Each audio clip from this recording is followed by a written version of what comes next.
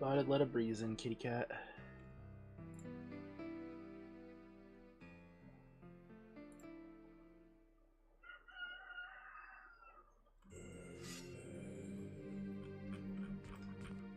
Actually, in fact, I should probably like hold that door open so that it's not just slamming around in the background. Let me. Oh God! All right.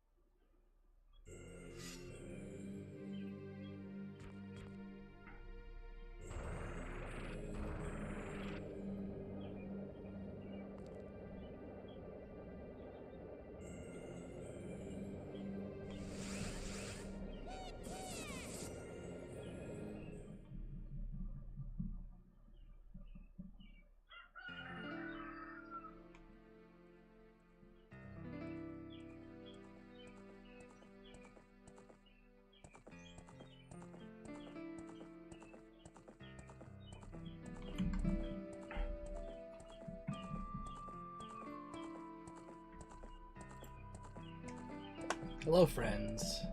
I got a new look. Voices all thrown off a little bit. I have to try to keep a close eye on my cat. Lizzie? Hey. Kitty cat.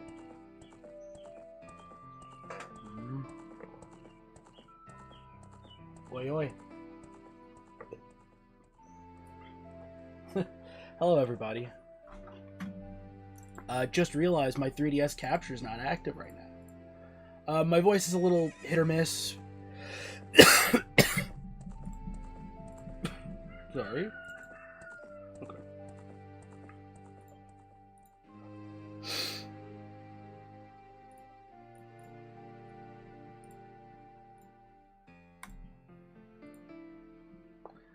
Why is it only oh my god, do I have to?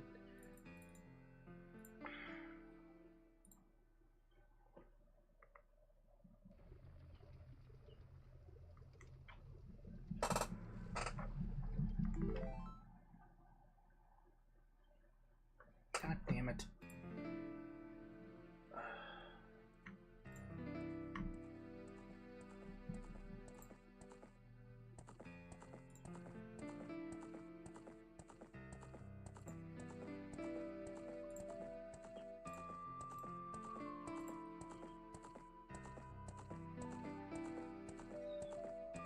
Am I really gonna have to fucking do this every single time?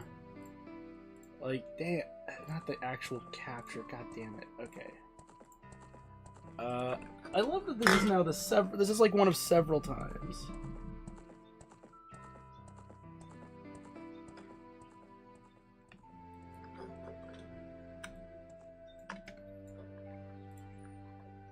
Alt, do that, and then expand.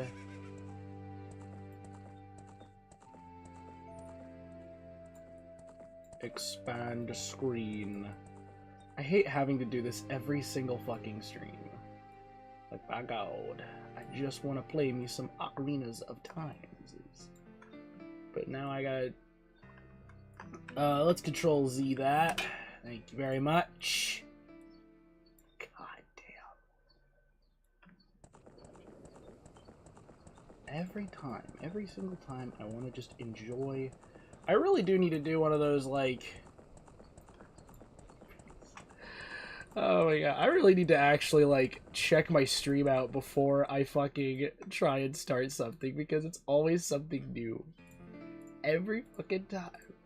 Yeah, so, my voice is a bit shot today. Allergies and it warming up are not helping. Oh, you son of a bitch. My god.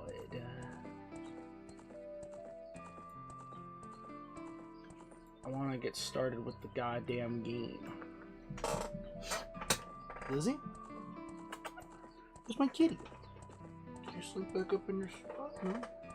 Oh, you're right down here. Hi, baby. And maybe you butt scratches.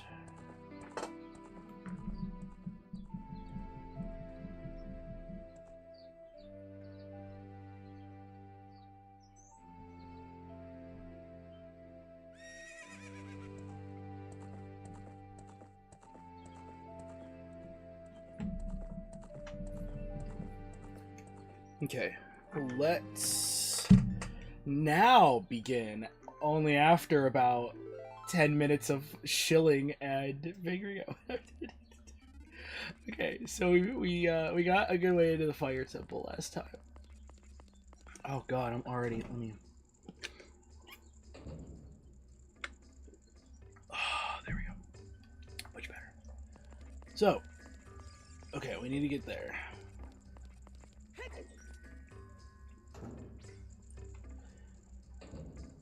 And to do what I do, we get in there, so... we still don't have the Megaton hammer. No, we don't. Oh my god.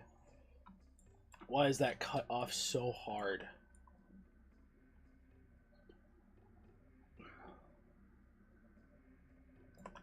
There we go. Fixed.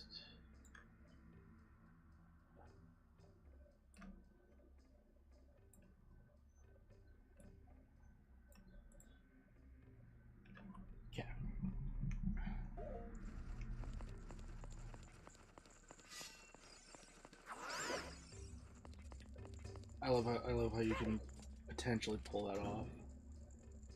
Okay, so that looks so different with fucking goatee. Like, goddamn. I think both of those. No. Yep, there we go. I really hate how Ocarina of Time and Majora's Mask by extension do not have very good maps. I'm just gonna say it. Like, I think the maps in these games are some of the worst in the series. Like, not the actual map design itself, keep in mind. I mean just strictly the actual use of the map is fucking garbage, because it is very annoying having to, that there's no, like, that they didn't fix the annoyance of not having multiple indicators on the map and shit. Like, it's bare minimum, this is what we can do right now.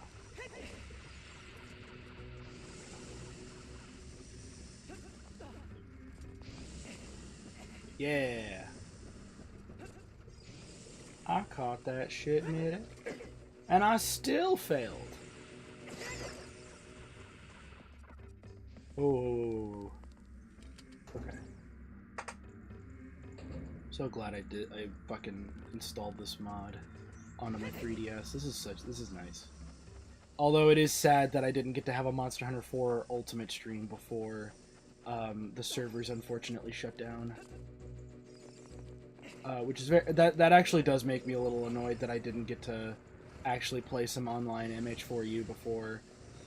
But I know that Pretendo should eventually be able to make some servers for you. But I know it's never going to be like the same of being like, just connect to the internet and just enjoy classic Monster Hunter. Even though I do love 4 Ultimate. 4 Ultimate really is one of the best. It's the GOAT. It really is just like one of my top like 3 favorite Monster Hunters, because it's for me it's GU, 4 Ultimate, and GU 4 Ultimate and 3 Ultimate.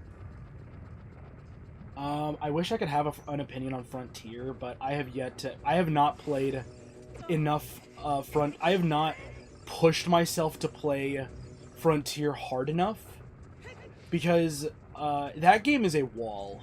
It is, of every fucking Monster Hunter that I have ever thrown myself at, and I've thrown myself pretty much at all of them.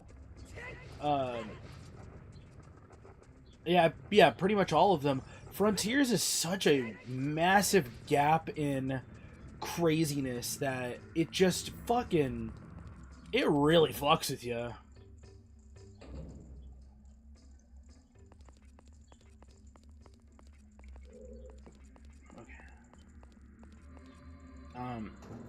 Yeah, it's just fucking crazy to me, like,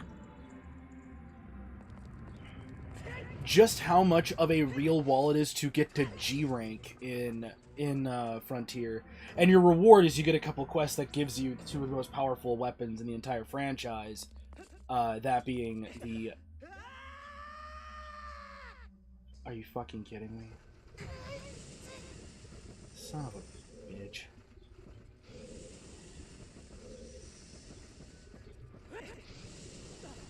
How did I not fuck up that tightrope walk of a bridge, but I fuck up a thing that I've been able to traverse like it's nothing? Am I gonna have to go full focus mode? Because I don't want to have to go full focus mode for this stuff, because Ocarina of Time is supposed to be a relaxing experience that didn't just raise my blood pressure up by 12 points.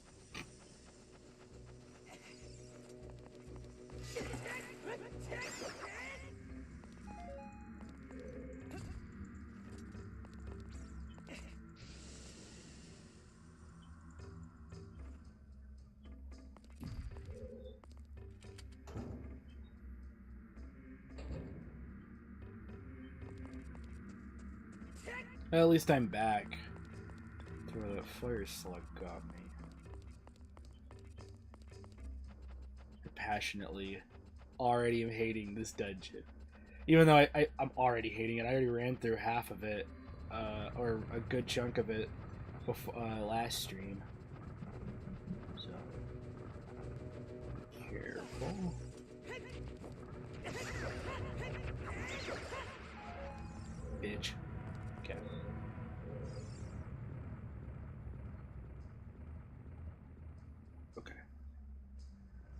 had to get a quick zoom in on the map because I really don't want to have to like.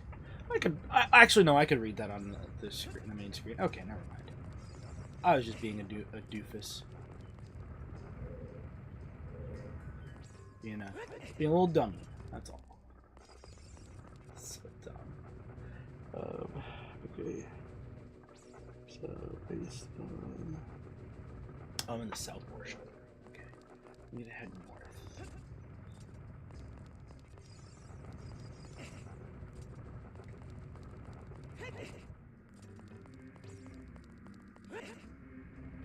You son of a bitch.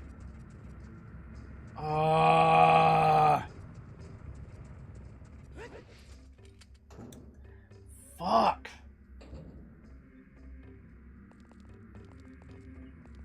I really don't want to be here all day on this goddamn dungeon. One dungeon. It's causing this much pain.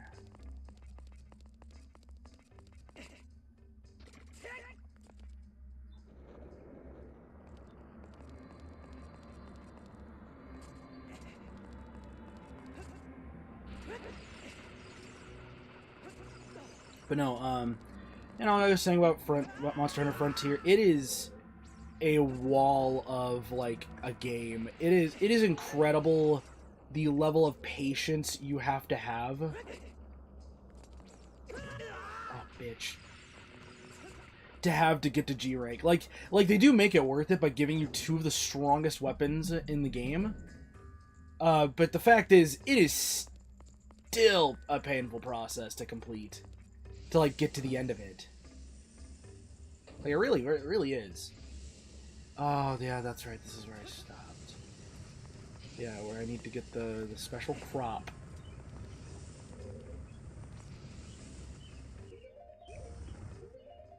All right, button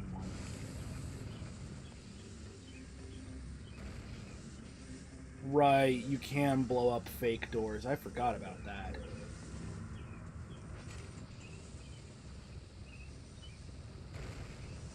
Okay, so yeah, no, Frontier is just crazy to me how they were able to keep up with that game for so fucking long while still working on every other project. Like, here, let's just make Peak Monster Hunter right now. Fuck. And make...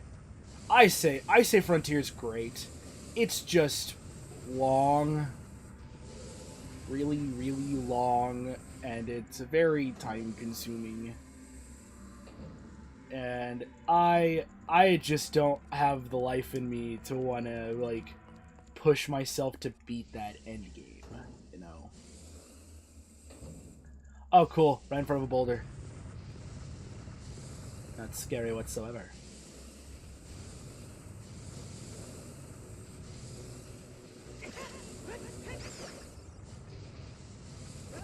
You bitch! God damn!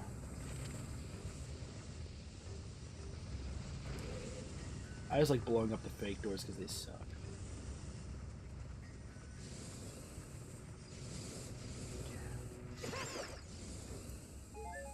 Oh, thanks. I think it was just 1 heart, wasn't it? What a dick. Even in death, I get dicked over by a keys.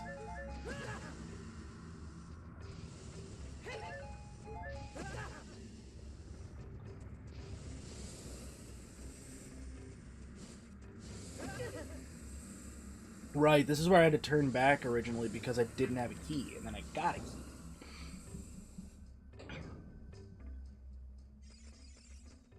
Right. Is there a grapple spot? No. Okay.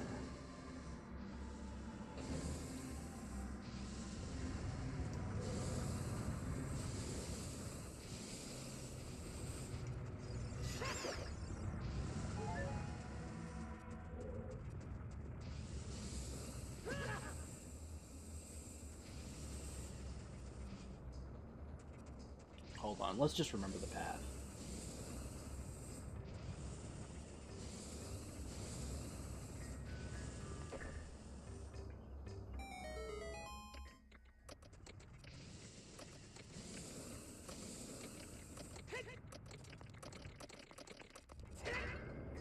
Man, for once, looking ahead actually worked.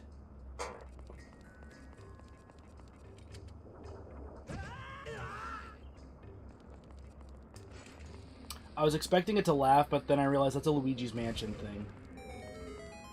There's the real door. Thank you. And then now, this enemy. What are they called? You are a flare dancer.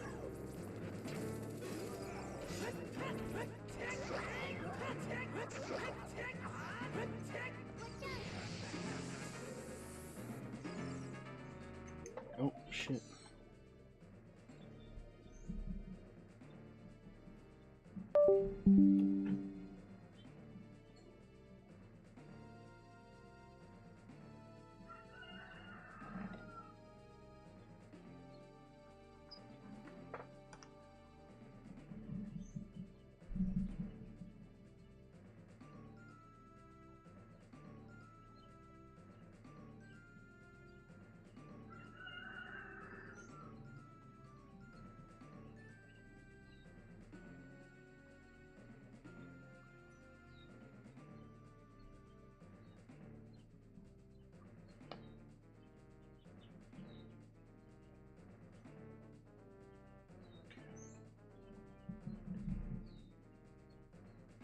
Sorry about that. I was like, what was that?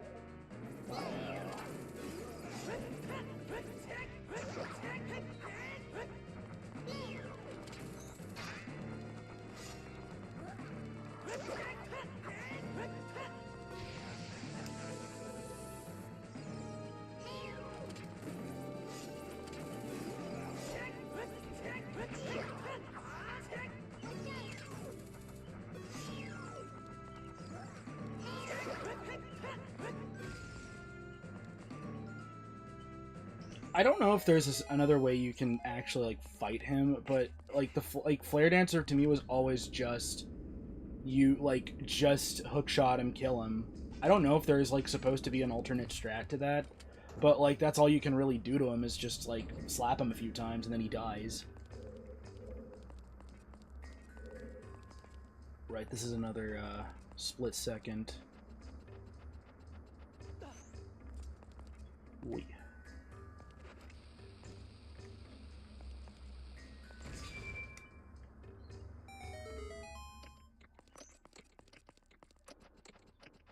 There we go. Easy enough puzzle. Okay, so... Did someone DM me? No, they did not DM me. Okay. Now... Yeah, and now after a couple of days, and not just, like, going in fucking circles, I am now actually making real progress on this goddamn dungeon. Alright, so this one's gonna be a bit weird. I might be able to pull this off first try. And I hope I do, because I'm just that much of a Zelda expert that there's no... Oh my god, why?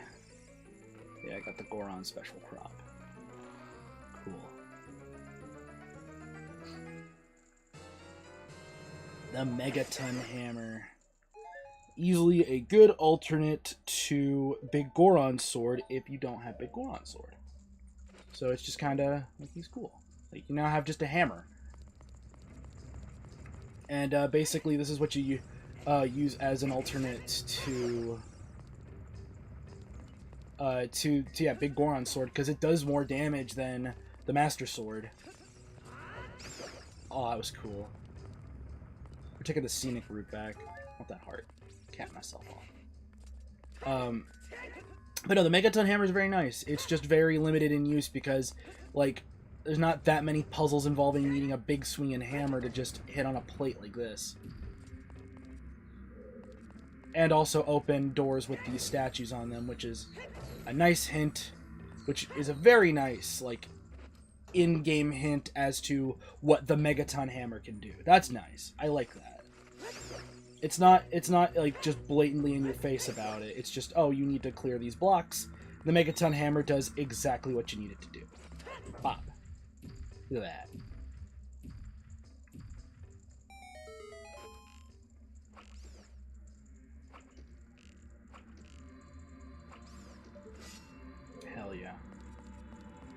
Very satisfying to pull off.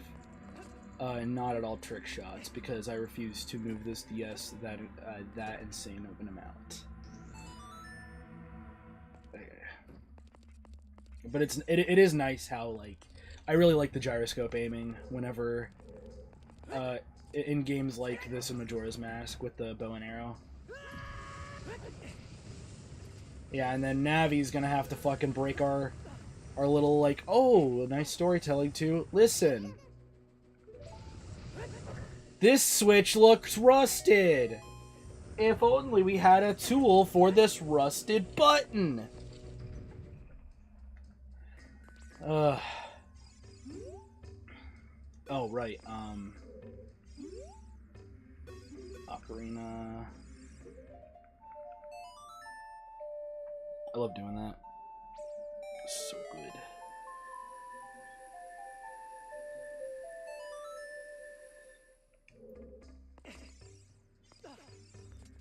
This button looks rusted. Thank you, little Goron buddy. Time to go rescue you.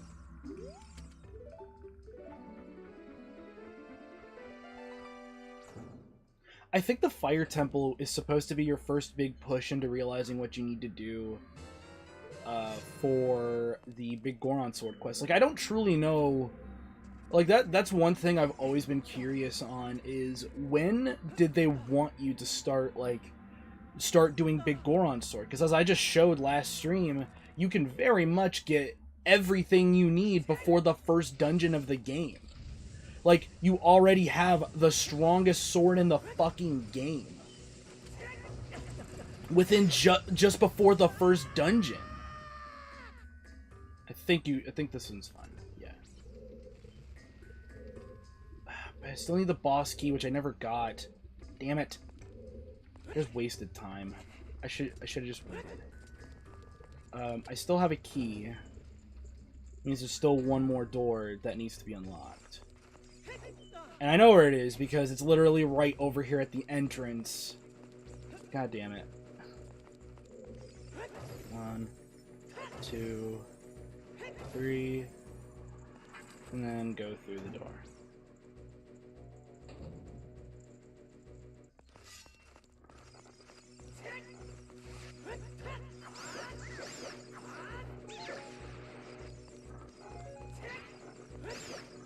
Your other Keese friends just insta-died from me, dude.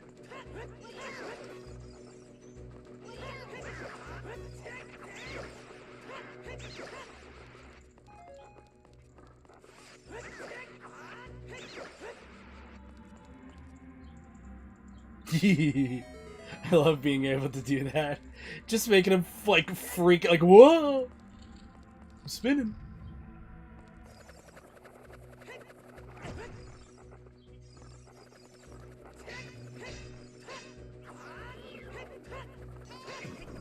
No! Let me go, you bitch! Fucking damn it. Oh, cool. So I have to fight him if I'm gonna continue on with this goddamn dungeon. Yeah, there's my shield. There's my, my goddamn, god damn it, now I have to, like, dude, done. So not only are we making you fight this enemy, not only are we have to make you deal with the enemy already, but you're gonna have to fucking deal with them. Or else you can't, like, continue on with this dungeon.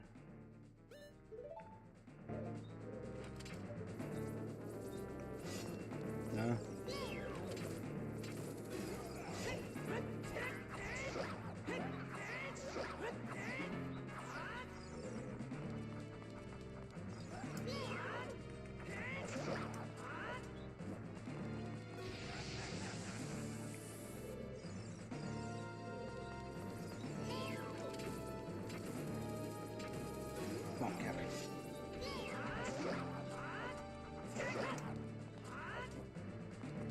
Damn.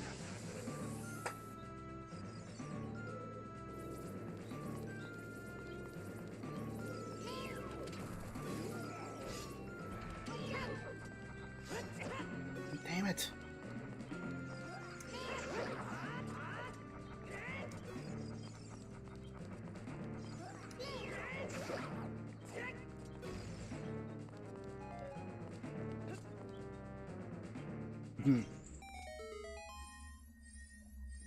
Yeah. I can do that. Except, like, I wasted time. Why would I need bombs? Why not just give me, like, anything else but bombs? I really hate that they make specific rusted buttons that only the Megaton hammer can bust open. Or bust down. Push down, whatever. Bust a move.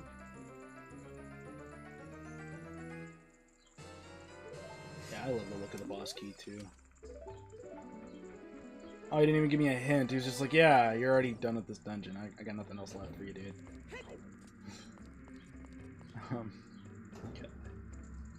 Okay. Yeah, now I just gotta run back to that little throne room on the left.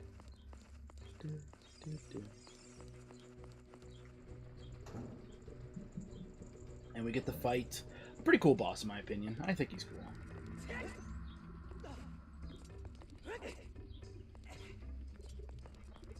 Now, I don't know. I don't know what else to say about Volvagia, and I don't really know what else to say about the Fire Temple as a whole. It's cool. I like the look. It's not my favorite dungeon, once again. I don't know if there is, like, besides maybe the Shadow Temple, that there is, like, a dungeon that's in my top 10 Zelda dungeons, period.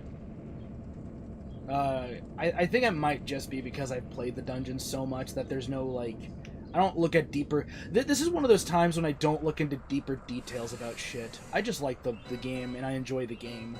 Because I'm usually a fucking fact fiend about knowing every fucking thing. And, yeah, it's fucking crazy. This, for me, it is.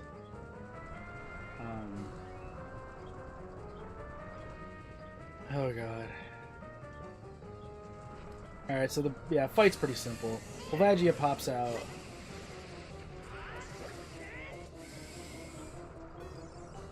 Yeah, pops out of a... He'll fly out of a hole, make it rain on you. I think you can hit him with a bow and arrow.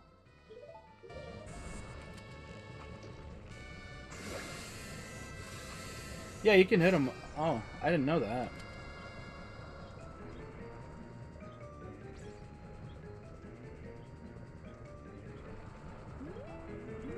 Yeah, and then he's gonna try to do a fake out on you.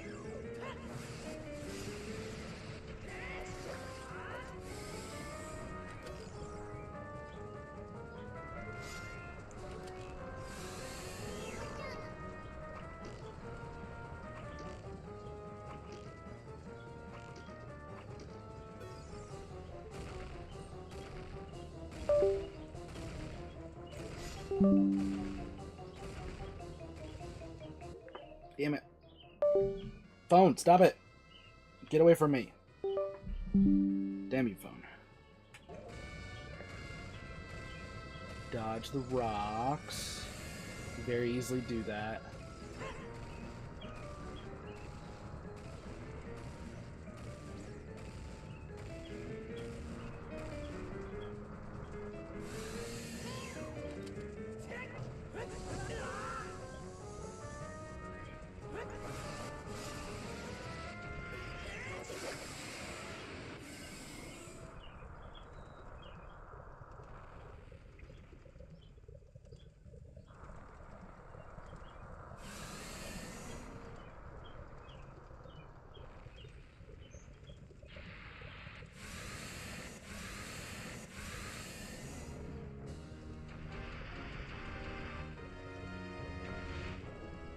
I love that. That death. I love that he delays his head getting disintegrated. Just to make him more badass that you killed a dragon. Alright. Time for a little cutscene where we get to see that Darunia is the Fire Sage.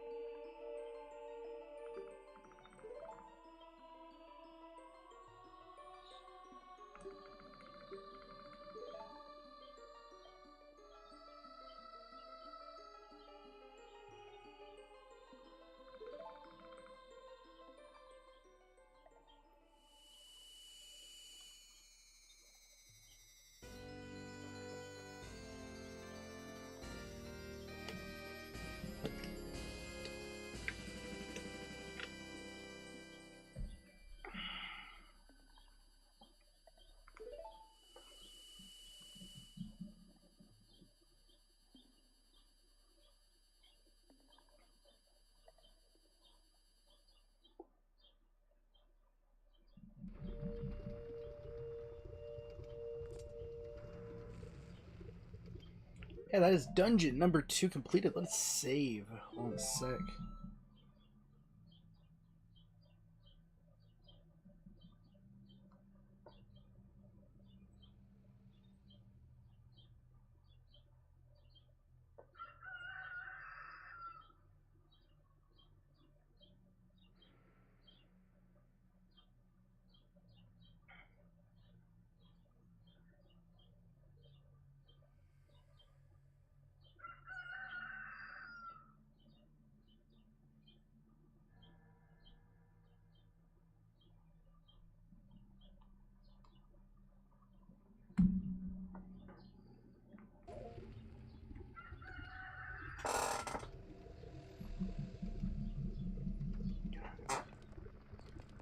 Alright, so there's really not much to do between the fire temple and the water temple. There's no preparation, and I need to...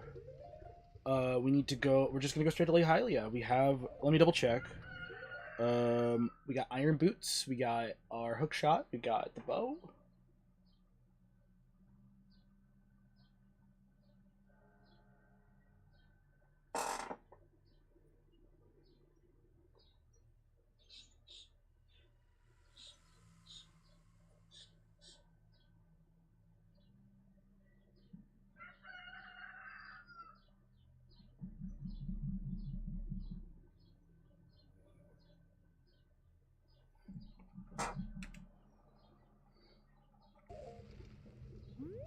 Okay.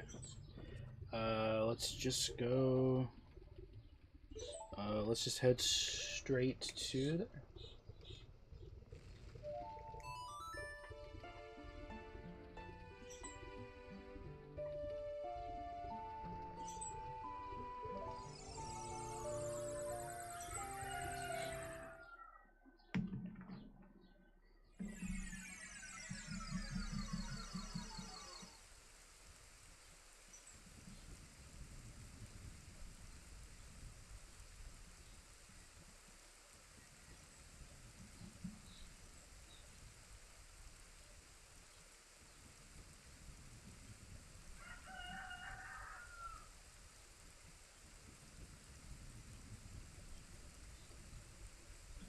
Also, that yes, that was a rooster, and I really hate that that rooster is crowing, but I can't. I can't do anything. Obviously, it's a fucking.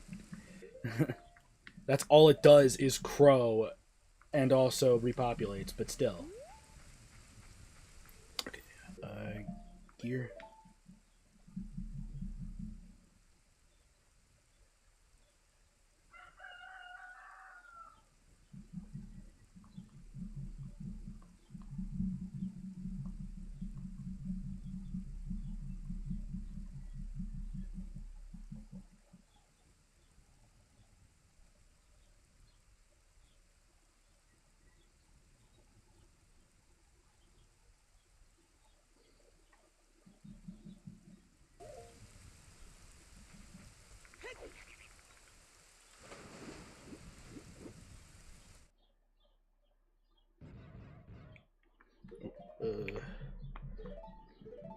Yeah, definitely the one problem I've always had with Zelda games, which is pretty much just a consistent like thing that everybody's not a fan of in Zelda games, is the idea that is how many dungeons in which you get items that are basically useless the moment you get out of a dungeon.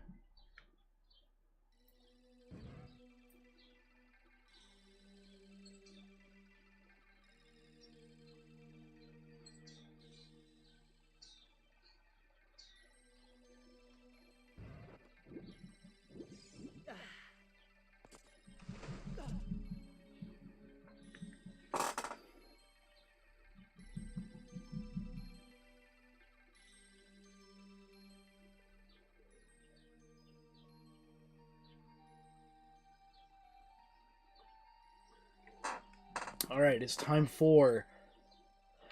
You know what? This is going to be the one time I do this kind of stuff. I'm just going to pull up a walkthrough, because I'm not going to sit here for the next, like, 2 streams to just get, like, just, like... Hold on just a moment.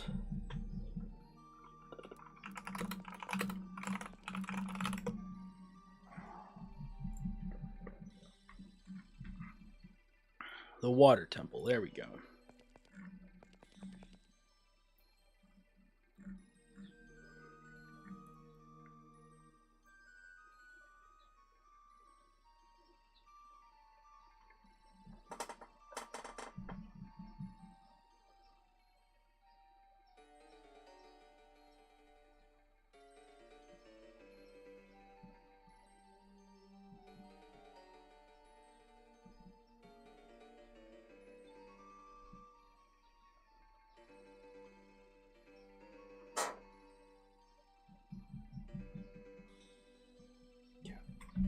Sorry about that.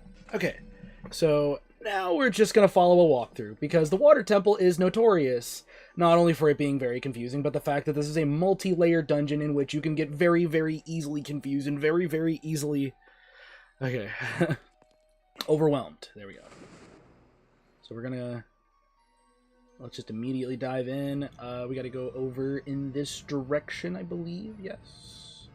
Between the torches... And then there's Princess Ruto. Lizzie.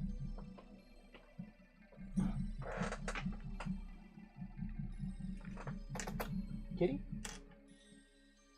Oh. You hanging up by the door? Yeah. It's pretty warm in here. Oh, she was looking out for me like, huh? Gold?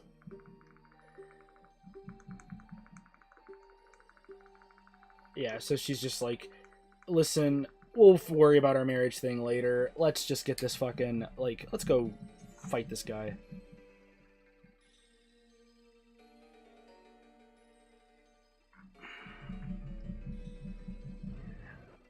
I will say, too, by the way, the Master Quest version of this dungeon is surprisingly not...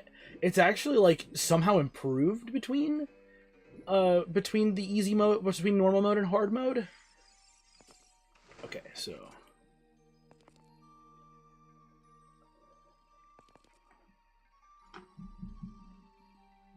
Okay, so this is... The gimmick of the room is that there's a little sign here. And what it does is you play Zelda's Lullaby, and it will drain or rise the water depending on which one you play at. I'm pretty sure... Yeah, they changed the symbol to make it a lot more obvious compared to what it was in the N64 version of the game.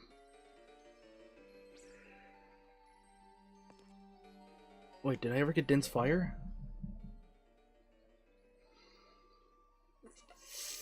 Fuck, I never did. Oh.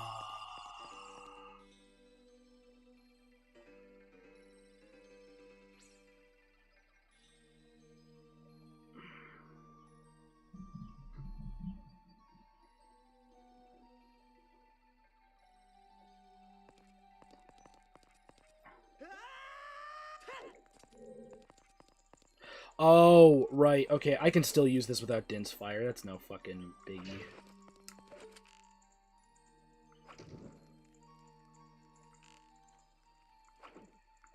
God fucking damn it. Fucking... Thank God that there are, like, arrow pots here, because that would have been annoying to do that. Oh, fuck these enemies.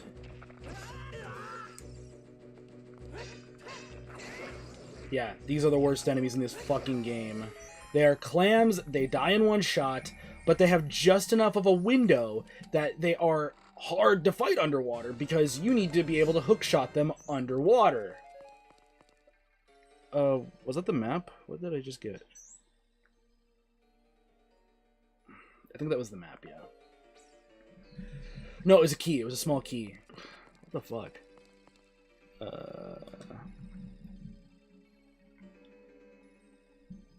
Yeah, the enemies are called hook blades, by the way. Not sure what's so hook or blade-like about them besides their whatever the fuck they are. Alright.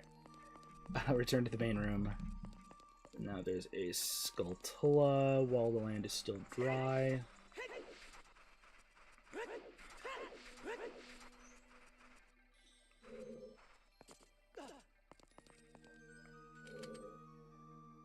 Oh, it's the... Is it the south exit?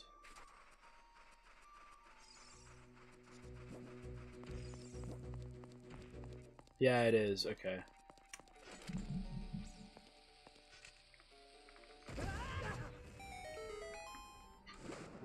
Love doing stupid shit like that. Yeah, this is where they're at their most dangerous, is when they're fucking underwater. Because they purposely set them up to where they have more, to where they don't have a movement hindrance when they're underwater like you do.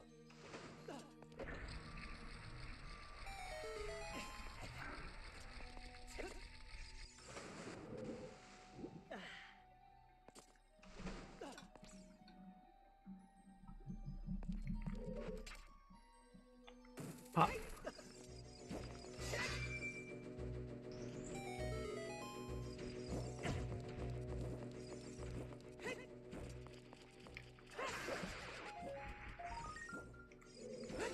I'm sorry, Tektites, but I don't respect you as a real Zelda enemy. Never have, never will. Besides, maybe, like... Are they in Tears or Breath? I don't know. I would have to find out. But I don't actually want to find out because I still don't like Tektites as an enemy. Especially the blue ones. They know what they did. Sons of bitches. Think the blue Tektites are better than the rest of us. I don't even know what the fuck I'm saying. Anyways. So, that was all for us Gold Skulltula, by the way. Just this random path here.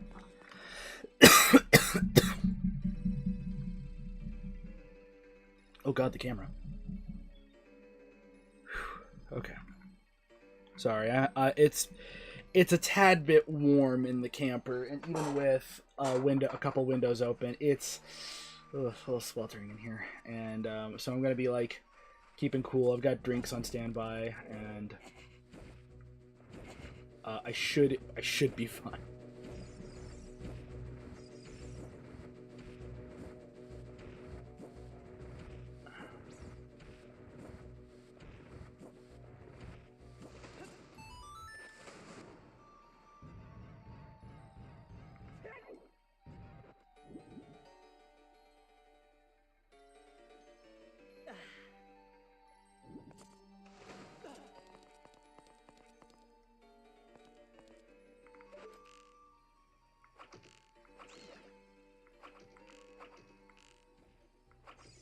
Oh, you bitch.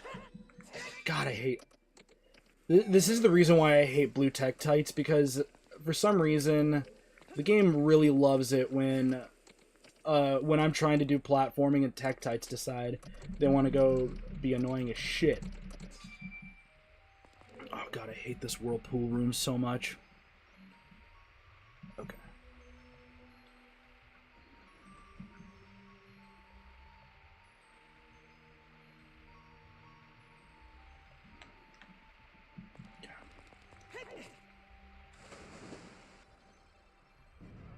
Got it. Oh, that was good. That was good land.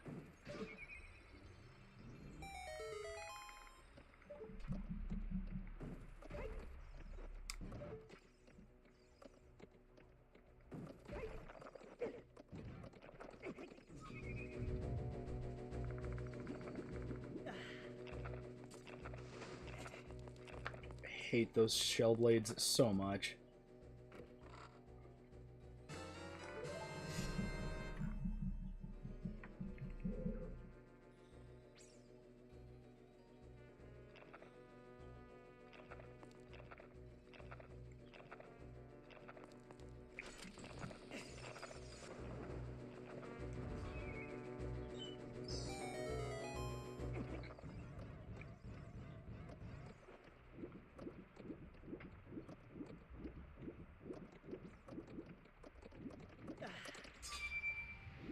And that's it for that room, I think.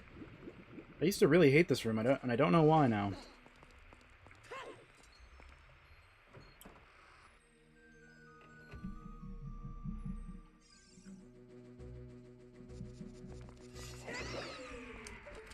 Oh, thank God they just have a little, like... Yeah, I can yacht over. Pew.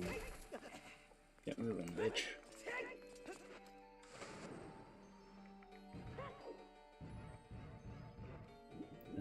here.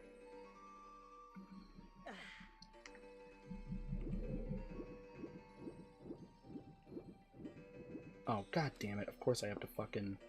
They have to just make the process a little bit more like a hassle. Pew.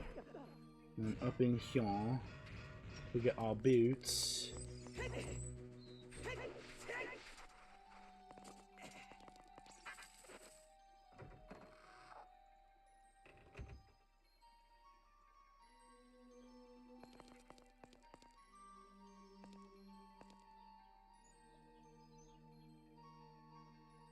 Shot to the target middle platform. Up.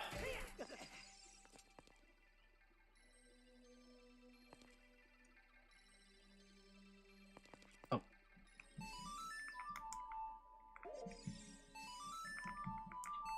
Apparently rolling my thumb didn't work as well as I wanted it to.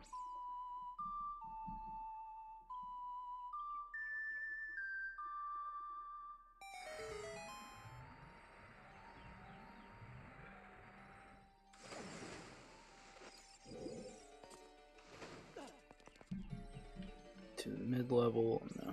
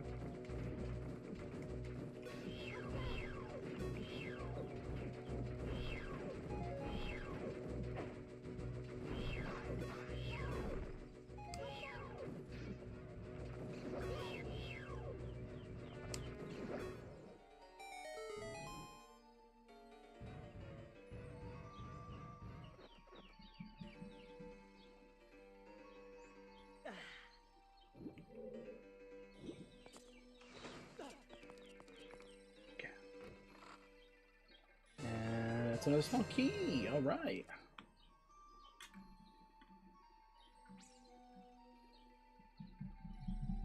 Okay. Go over here. Yeah, I know the Master Quest version of this dungeon is so much nicer because you get the long shot within like just the first 3 rooms. I think it's like within the first bit of that dungeon compared to the near end of the dungeon. Not the hook shot, the long shot. I mean. Like, it's only within just a few rooms of entering the dungeon, which is really fucking nice. At least in my opinion it is.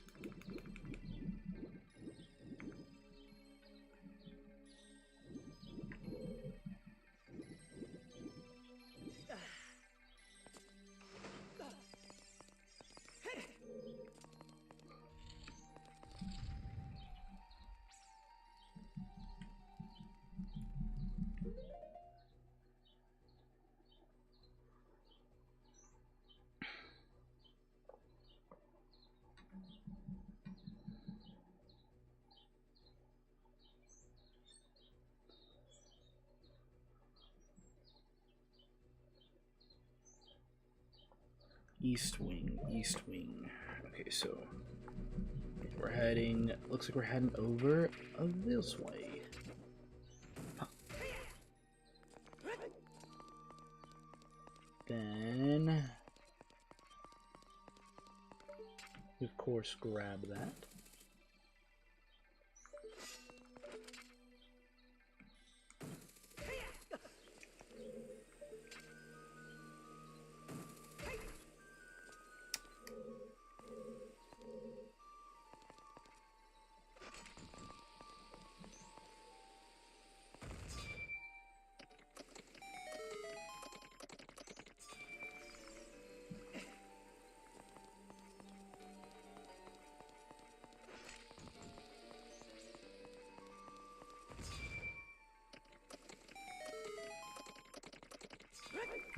Oh, you son of a bitch!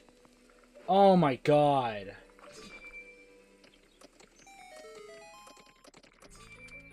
God, that's so dumb.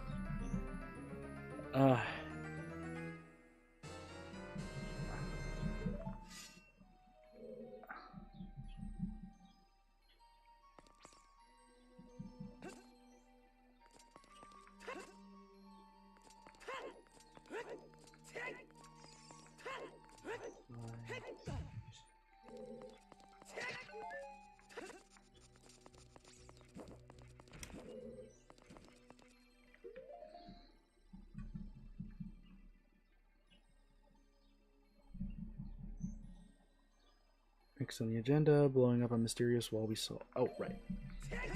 That is down this way. Nope.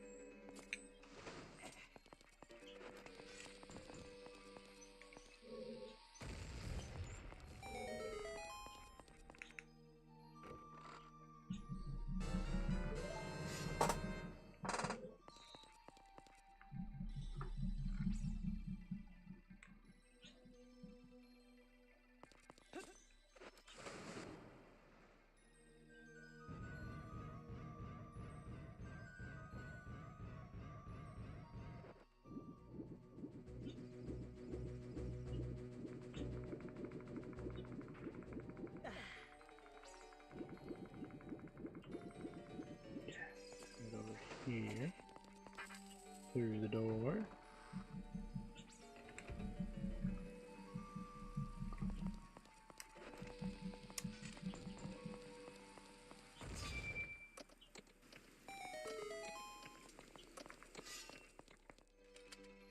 Yeah, let's just hit it with a bow and arrow.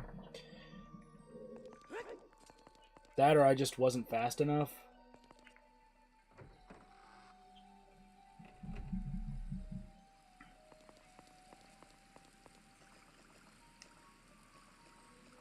Nice and dead center. Pop.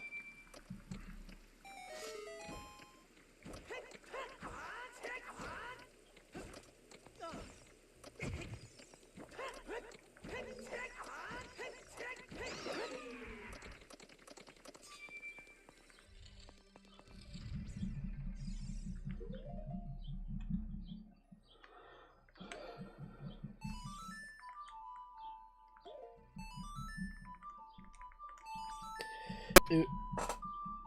Ew, ew, ew. Oof, a little loud. Sorry. That might have just been like, I think the cord goes.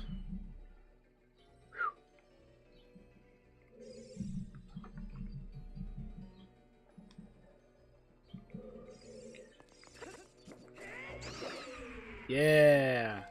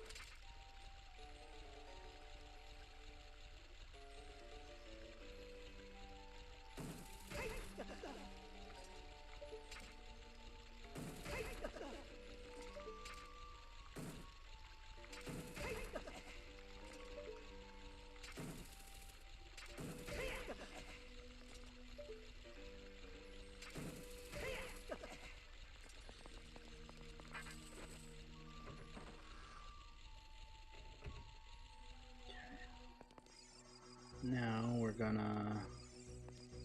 Oh, what's the process? It's we hit that. Make all the heads rise up. Then we hook shot over here. Hit the switch again. After the Tektite takes 2 shots from me. Yeah, we move the head down. And then we move it back up one more time. Dodge this stupid-ass Tektite. Because, yes, for some reason, his jump is just high enough to reach that. It's not one last time, but as I still must be lifted. Let's see if I can... Oh, not even close. But...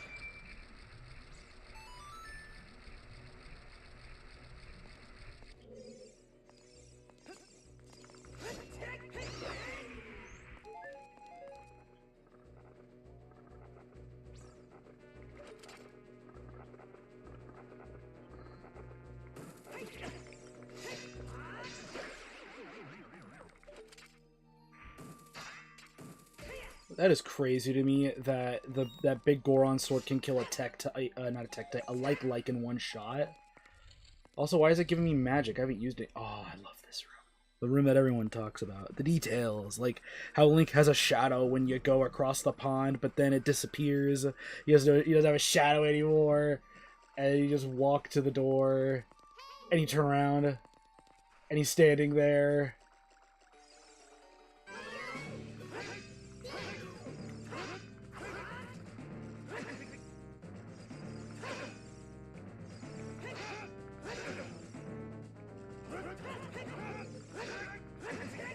Yeah, he doesn't have big Goron sword.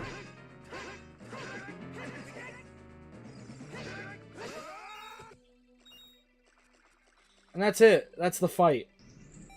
That's the room. That's all you do. It's such a cool concept, but it is so underutilized. So fucking bizarre. But I think this is where we get the long shot.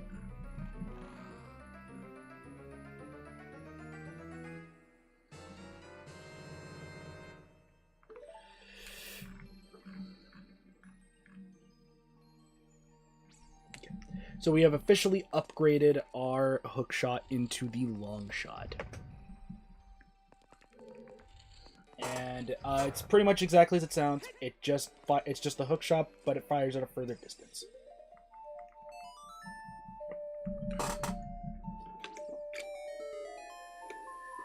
It is crazy to me.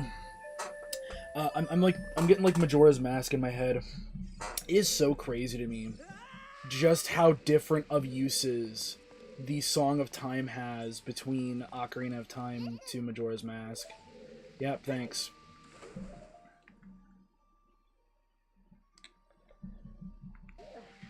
Alright.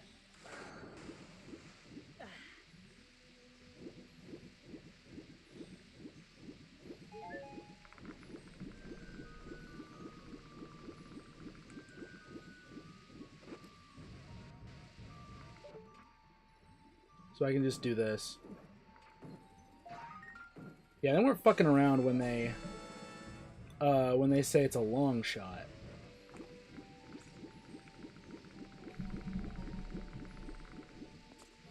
I think that you can just like swim as fast as you can mash. You can mash one out.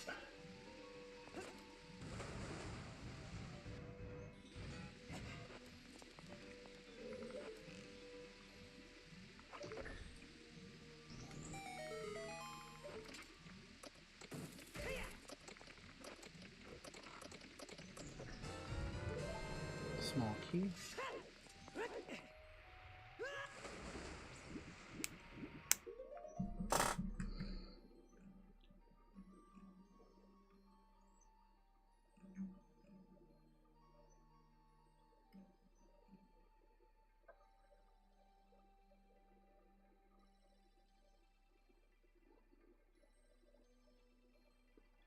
Okay.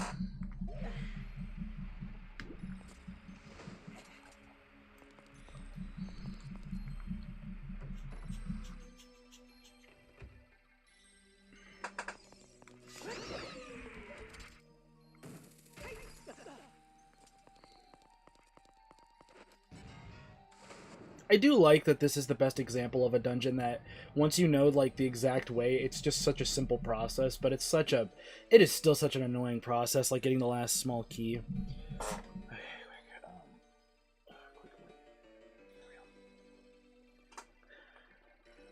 Okay. Ow. How many Skulltulas do I have at this point? 31? Okay. Still need 19 more, so I eventually do need to start collecting some last gold Skulltulas.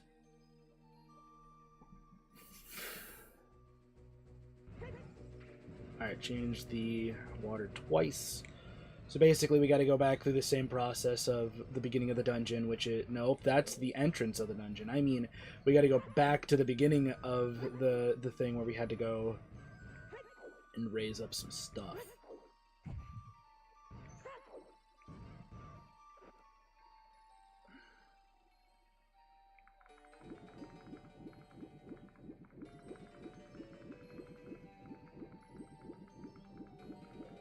And up here... Yes, sir. Yeah. I like the extended... Ooh! Ooh, ooh, ooh.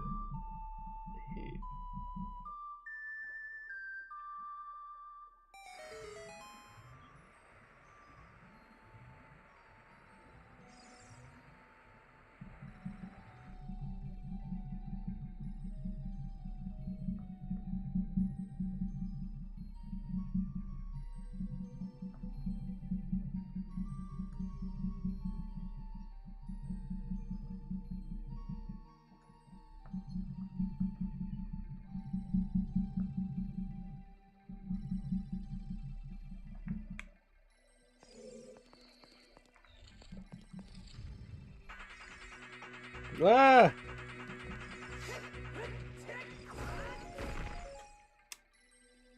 Hee made him do a little spin. I don't even think this room is useful.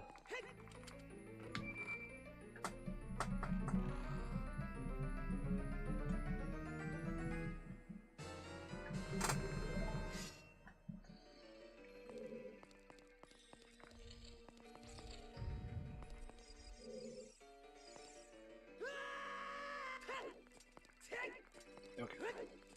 We're gonna go and get back into the hallway. That is still crazy to me that I can't just raise it down to the second level. Like, there's no easy way to do that. I have to do this. I have to repeat the opening process of this dungeon just to raise it up to the second level.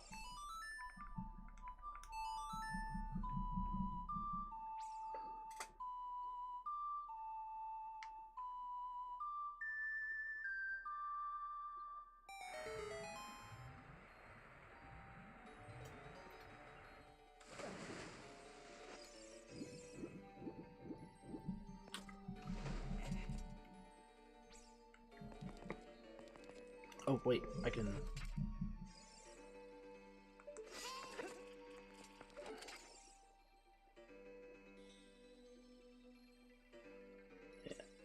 There it is.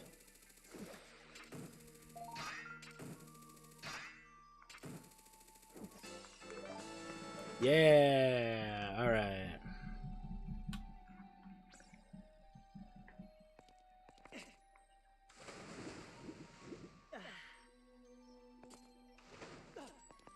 All right.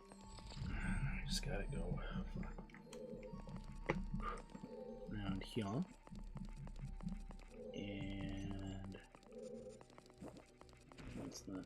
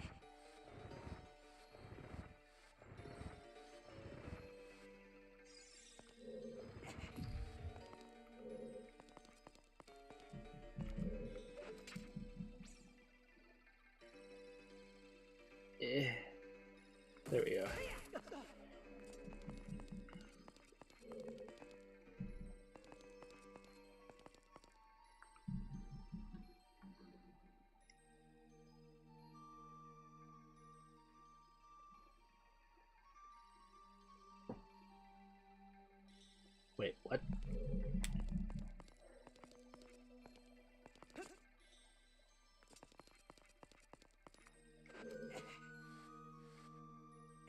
Oh, that bitch clicked into place. Damn it. Did that bitch just click right into place? Alright. Now I gotta fucking do this shit. Oh my god. Okay. No, that... Oh wait, no, that is the correct one. Fuck.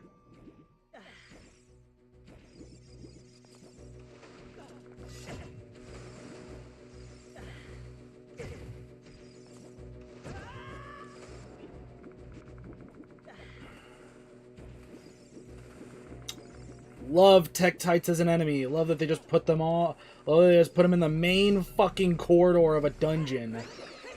Because they knew. They fucking knew. Alright, pew.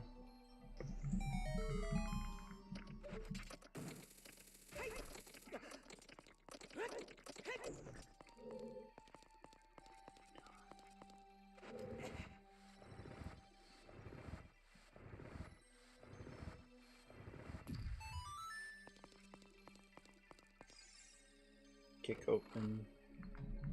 Reveal small key. Last one we'll need.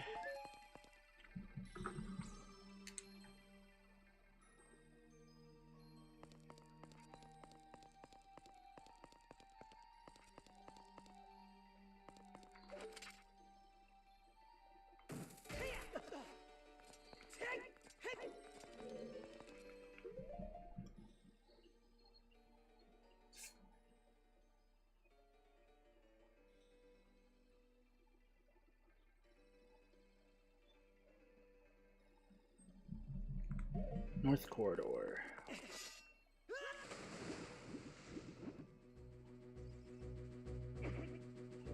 Bitch. I'm a man enough to fight me.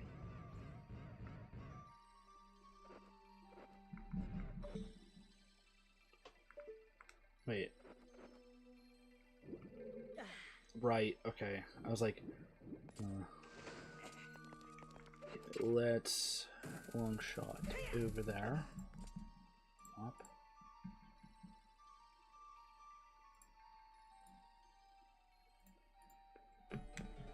Okie dokie. Open.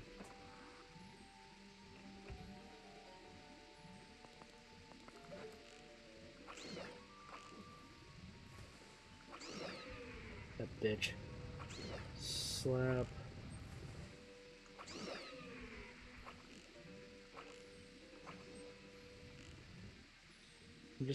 I'm just kind of taking the preemptive here.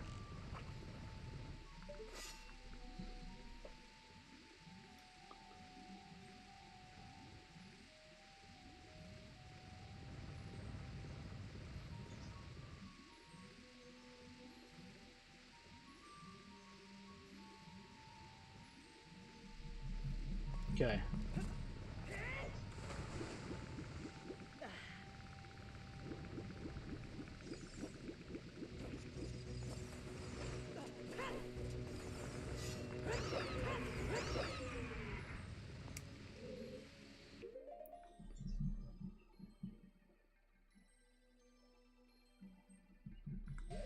Enter the locked.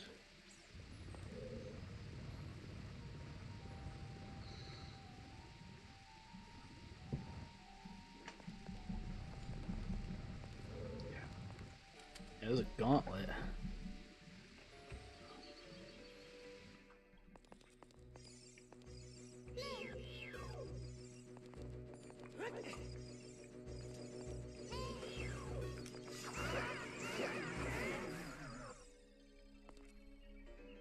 Easy.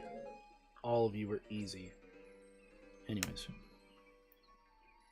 You'll see a floor switch underwater. Right. Wabam.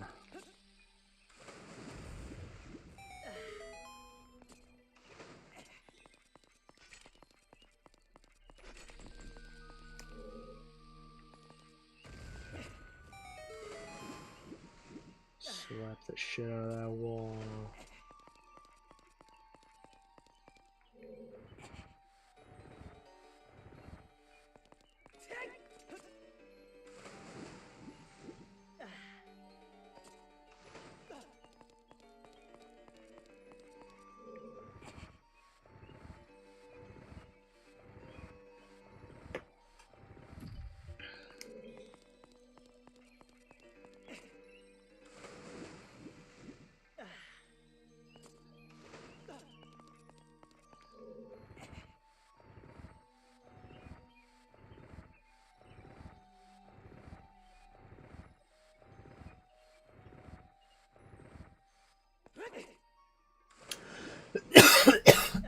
Oof, sorry. Oof. A little tickle in my throat. A little. So now I feel like I'm dying over here. Okay. I'm gonna place some bombs.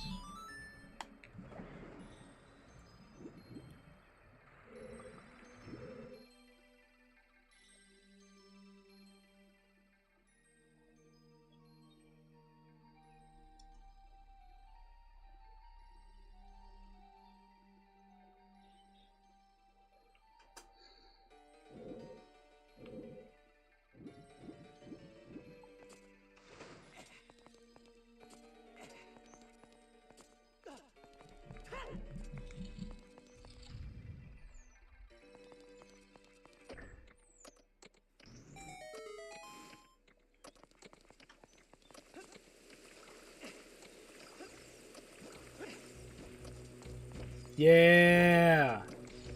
Suck it, Tektites.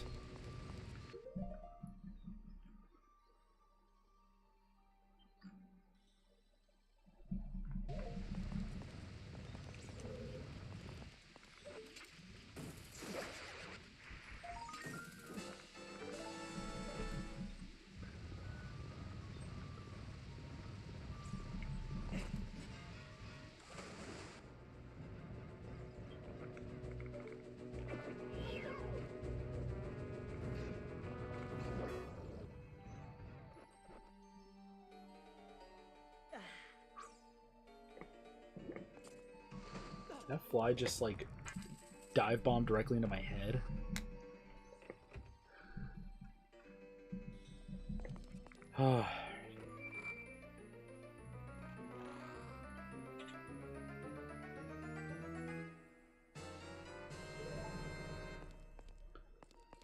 Boss key.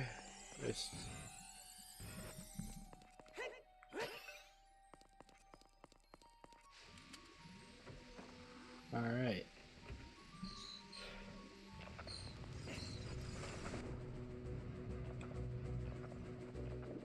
Also, one of the big annoyances of this game has been thankfully been fixed with the 3. I can't believe I haven't talked about it. The fact that the iron boots are now an equipable item instead of having to go into your gear and manually put them on every single time. Let's get back to the main chamber.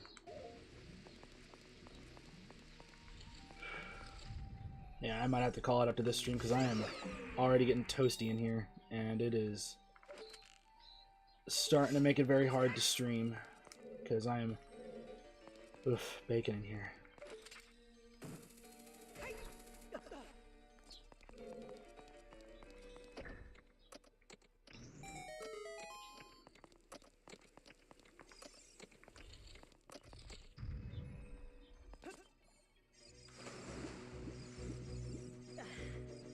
Damn stingers.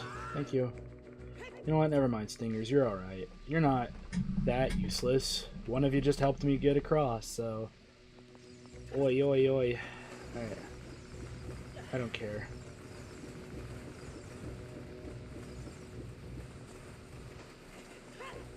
Uh-oh. We got a little train break.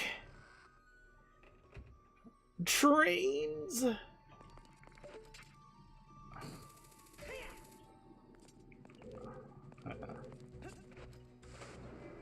Just kind of Bounce all the way, biggity bounce all the way back up. Go, go, go, go, go, go, go, go, go! They're gonna keep chasing us! Okay.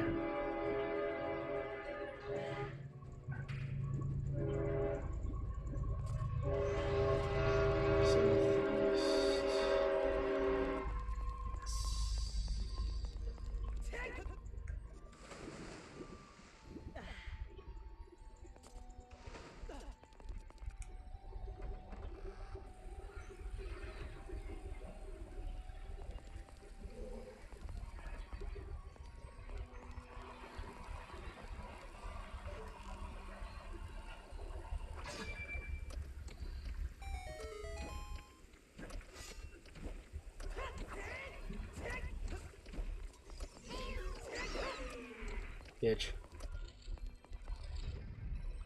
Build up to the highest level.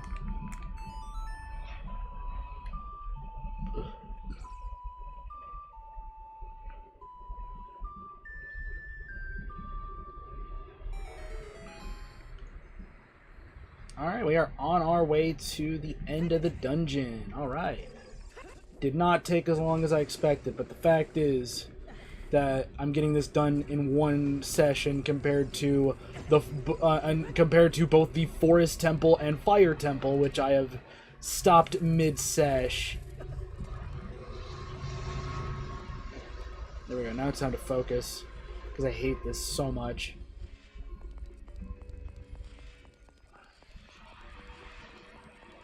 Okay. Oh my god, did I... Yeah, I did. I did! Yeah, boy. The boy's in. That is a normal water out there. And then, yeah, we get this guy. Whatever his name is.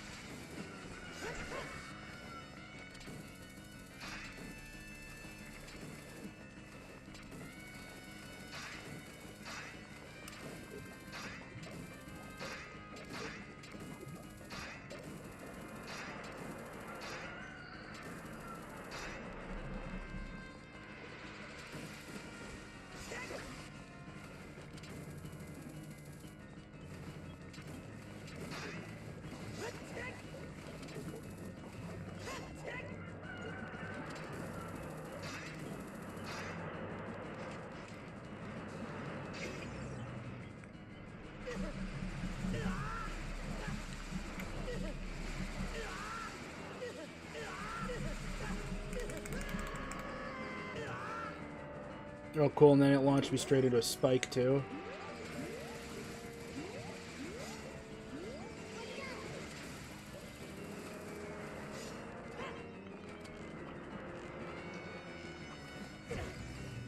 No! I literally can't do anything. That's so dumb! Why is it just allowed to just keep me grabbed that long? With no punishment? Oh my god. Oh, fuck off. Oh, I hate this dungeon, but I hate this thing so much.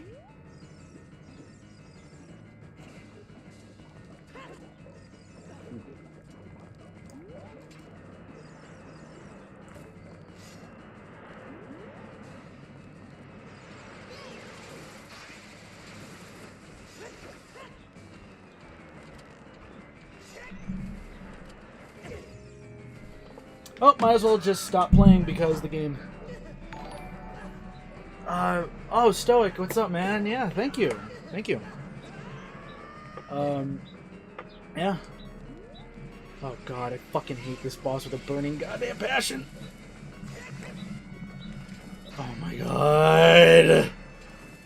Why is this boss the bane of my goddamn existence? Come on, come on, come on, come on. Yep. Cool. Absolutely cool. Thank you, man. Yeah, I decided to go for a goatee. I finally have the facial hair to do so. And I was like, fuck it. I'm gonna lose to this fucking boss. What the fuck? Oh my god, this is actually fucking frustrating me. Oh my god.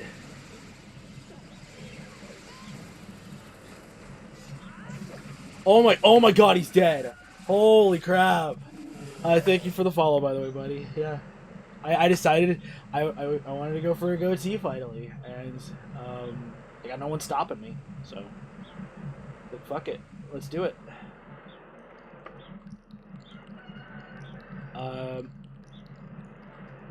Yeah, this is on hardware. I modded it myself. Not a good modding job myself, but it's still modded, and the fact. But yeah, I did this. I did this all by myself. It was a big project. Or it was a lengthy project. It took pretty much the entirety of a day to get this mod installed finally. And then it took extra time to do maintenance, and then having to do, like, checking the ribbon cables for every single fucking... that was frustrating. Yeah, I did it on my own. I had minimal help through the internet, but in terms of getting it done, I did it all myself. It was a bitch to get it done, but I did it. And I had to do some maintenance work on it too, because my home button doesn't work. I snapped I pinched the ribbon cable to the home button, so I have to replace that, and it's not an expensive replacement either. It was like $2. But considering the fact that I was expecting to, you know, not move out of my apartment, I have to go now find it in my many boxes that I have to find. But and also I in my process of modding this bitch, I also bent. Oh no, you're perfectly fine, Aaron. Whoa, sorry. Oh, you're good, buddy. No, you're absolutely fine, man. But you know, so what happened was, when I was putting back on the shell to the 3DS, it pinched the cable to my L/ZL button, and I had to replace that. It only took a couple of days to replace it, but the fact is, I was without an L or ZL, so it was basically made useless. But I've gotten that sorted out, and also this is like this. By the way, this 3DS, this is hard modded. This is like, I have. There's no coming back with how much modding I've done to this thing. All right, that is 3 out of the remaining 5 medallions. That means only 2 more dungeons left, and then we have Ganon's Tower. Yeah, so it's been really nice. By the way, this is what the screen does whenever you turn on the 3D, because I could still very much use the 3D on this thing, but it just looks all like warped and wonky on capture.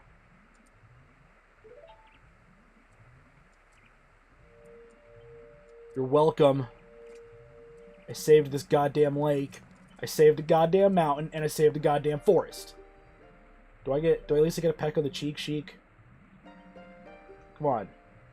Give me a little peck. Do I have to get all 6? Or just get, you know, the last 2 because I already got one?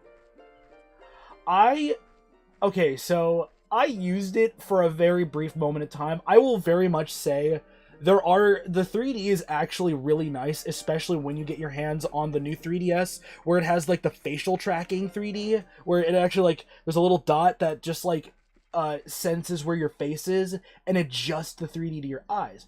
I like it, but I never used it outside of like Majora's Mask and Animal Crossing.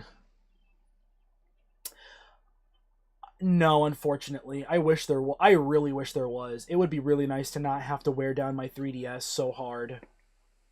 Oh, wait. I think I can do that. I think I can get the secret. Not really a secret.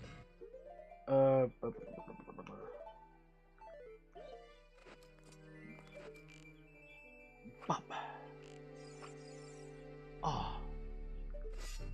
Wait, what's the riddle? Shoot for the morning. Oh, I was too late. It's not morning anymore. What was it?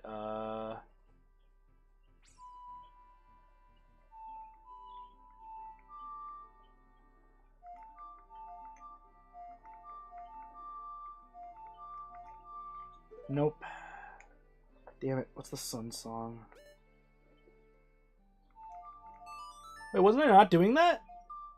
Oh no, I think I did a different one. As of right now, the only mods I have seen, I've yet to actually see an external controller mod. I would love to use an external controller, but as of right now, I have yet to actually find a hard mod that would let you use a Bluetooth controller in substitution for the 3DS controller.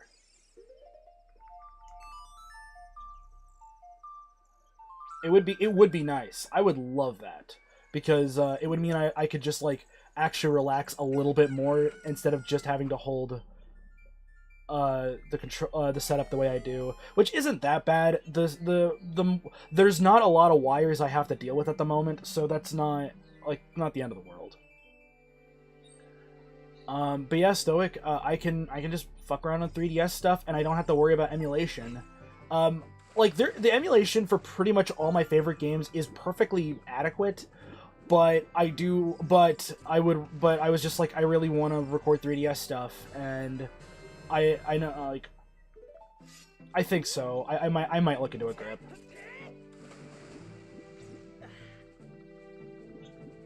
Okay. Sorry, it's like starting to really warm up in here, but no, it's like not terrible. I can play Monster Hunter Stories without having to play the mobile version, which is still, I think, the same game, just with a little, couple of extra things. Also, yeah, the weird detail that the eye just kind of floats up to the surface for no reason. Anyways, okay, so next is going to be the Shadow Temple, so we're gonna go straight to Kakariko. And the easiest way to do that is, you guessed it, save warping! Yeah, I'm looking forward to one getting ported to PC, but it's just the fact of, for a long time, you still can't emulate the first Stories game. It is still, unplayable on Citra.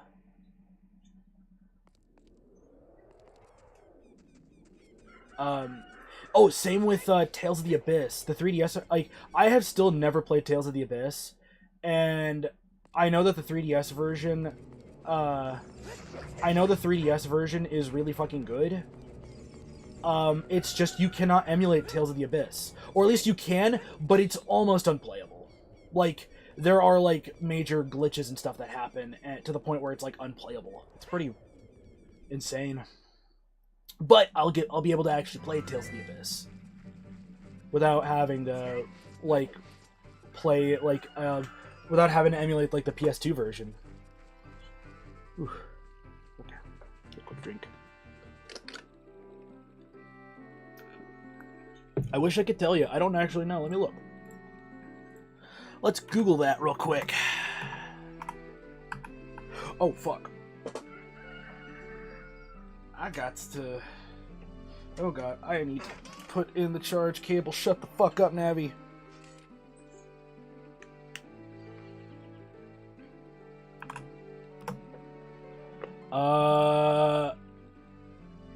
Okay, yeah, sorry. Yeah, Citra is down. Nintendo took down Yuzu.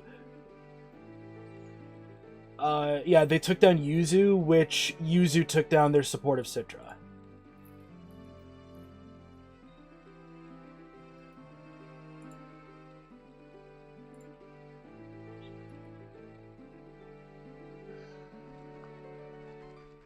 So basically, you could still just download Citra, Like, you can still just easily download it. It's pretty crazy.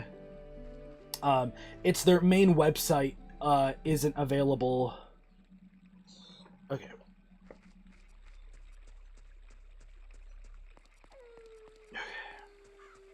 Sorry, when I said "oh shit," by the way, I had to put my charge cable in. I just realized the red dying light is playing.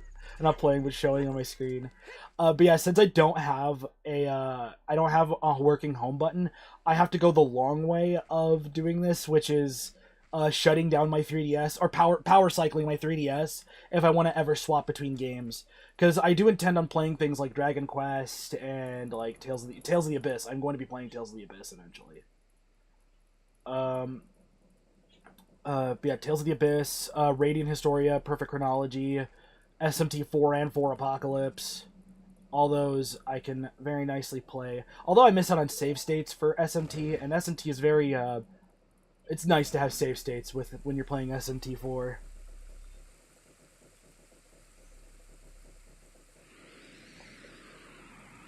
Oh, that'd be cool to see. That's weird. Also, yeah, you very easily get bested by the boss because you can't see him. He's John Cena up in this bitch.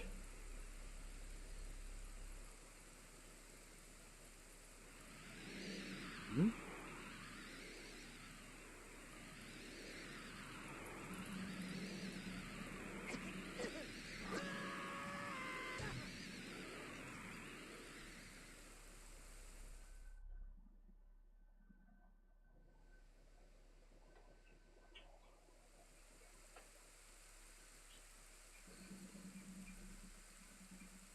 What the fuck?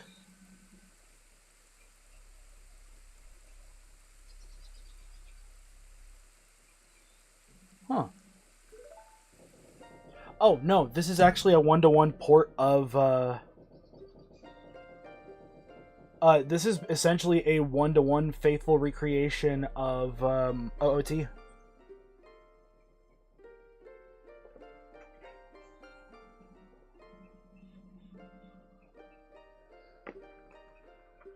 Like, that was the big deal for this. This is a, like... So technically, it is weird, this game's existence. Like... What the fuck happened? I thought I was... Huh. Damn it. It really is just like... Damn it. I hit Y instead of X.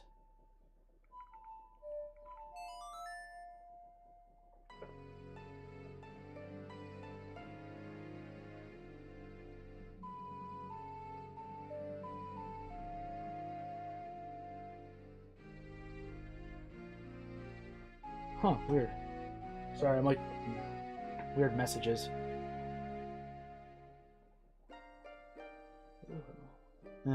Whatever. But no, there are very, very minor changes. Like, it really is down to, like...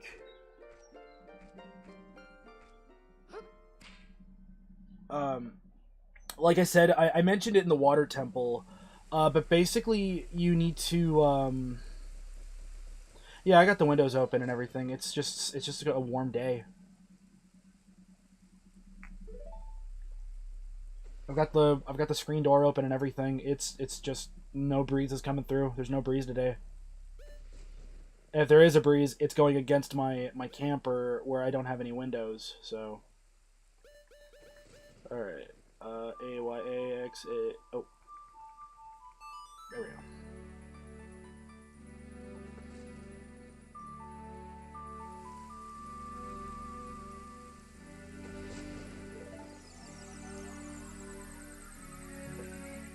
Well, that's frustrating.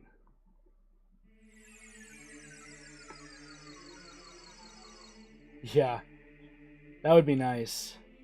Or just, I just really need a nice fan.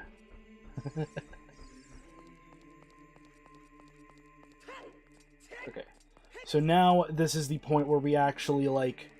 It's very recommended you go back in time, because Sheik is not very subtle with the whole, hey, you should probably go to...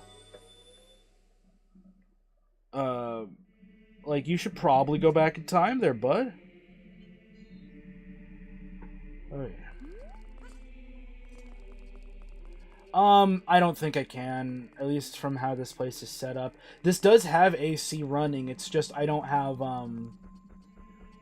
like, real electric to run the place. I am running off an extension cable at the moment. Just to power my PC. I do have AC in this place. Or AC is in this camper. I just have to wait until I can actually get, like, electricity running and stuff.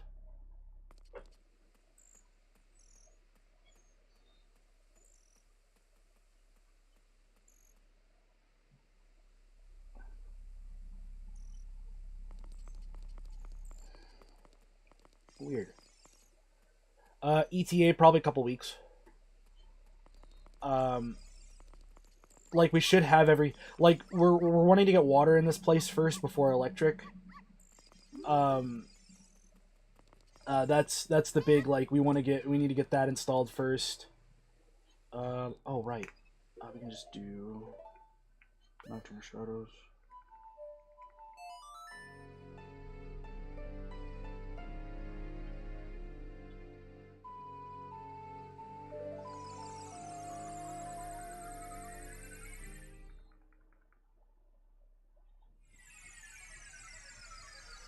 At least as far as I know, just a couple weeks. Alright, so now we're gonna go to one of my favorite dungeons. One of the best. Well, this is one of my favorite dungeons. I don't even 100% know why, but it is. What is going on? Did it just, like... Anyways. Oh well. Oh yeah, that was actually a thought I wanted to do of like setting up solar out here. That'd be sweet. I just need to have the money first, and it's just kind of, I have to wait a good bit before I finally have the money to start doing things. Because unfortunately, life has drained me dry, and for now.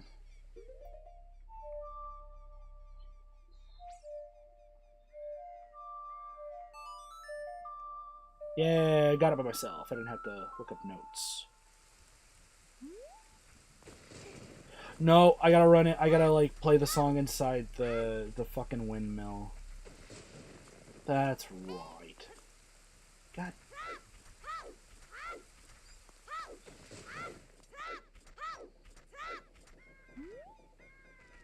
Nice.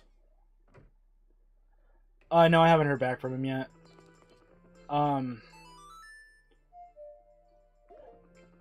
As far as I know, I haven't heard back from him.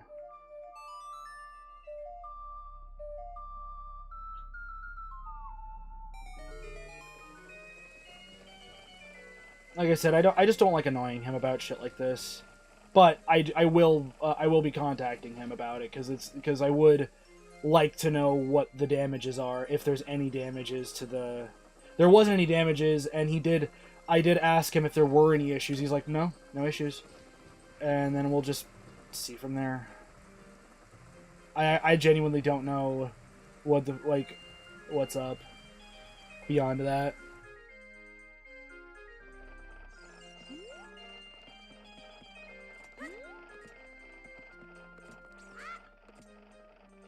I will.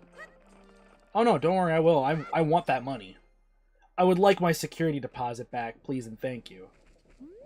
You did require me to pay half of a month's, not pay half, but, like, pay for an extra month's rent on top of it, you're making me pay for the, I had to fucking pay a month ahead in advance. I'd like my advance back, please. Like, damn. Alright, bottom of the well. Love this dungeon. Because we've spent so much time being an adult. You forget just how held back you are or just how much your full power you have when you're an adult. And now you're back to being a lame kid. And then, yeah, the big gimmick of the dungeon. We also can't use... Oh, God. I might have to stop here because my 3DS is running hot, and oh god, damn it. Yeah, 3DS is running very hot, and I'm not gonna damage it. No, I am not collecting every Gold Skulltula. That is awful. It's one of the worst side quests you can do in all of OOT. At least collecting all 100 of them is... Because, like, for 100% completion, you don't even need 100. You get the heart piece required for 100%, like, getting all the heart pieces. You get that by just fucking... what was it? You get that by just getting 50 of them. And I'm already at, like, 33, I think? But yeah, no, I'm gonna have to, like, stop Zelda here at the very least because, my 3DS is running very hot and it's fucking with the, like, I think it's fucking with the internal capture card. So, let's just turn off the 3DS. Yeah, unfortunately. There we go. But no, for collecting all the Gold Skulltulas, absolutely not. It is not worth it. The Stone of Agony you get as the reward is just not worth it, in my opinion. That's shit post-cam. I'm not gonna... Damn it. Let me...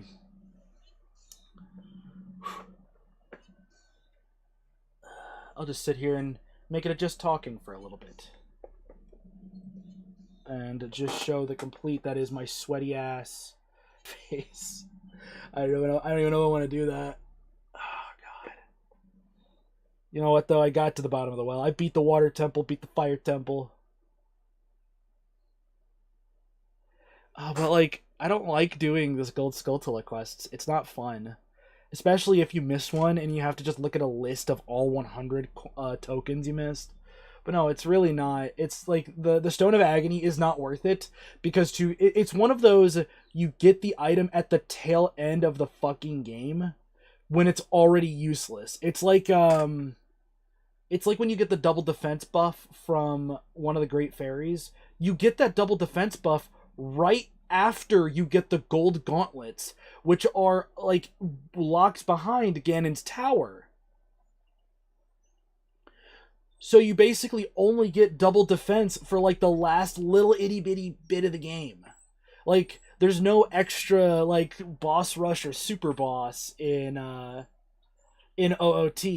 So it's like it's one of those like it's so nice to have double defense, but it's such a terrible place to have it.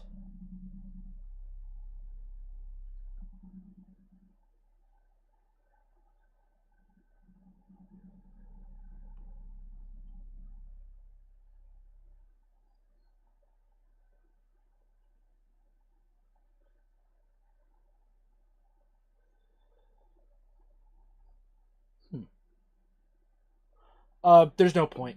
It's bragging rights. A lot of completing Ocarina of Time is just bragging rights. That's not even a joke. It's you are rewarded. You are rewarded with an item. It's the Stone of Agony, I think. I'm just gonna look it up real fast. I'm just gonna look it up really fast. Oh wait, I can just go over here.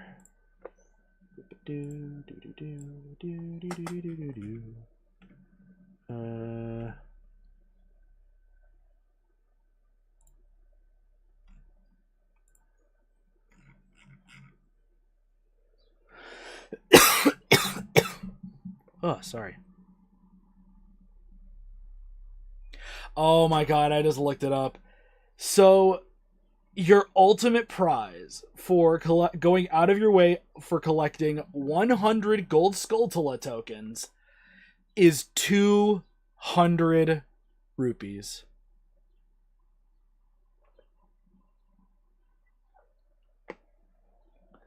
That's it. But apparently it is infinitely repeatable, so you can have maxed out rupees. But there is just a point where rupees are useless.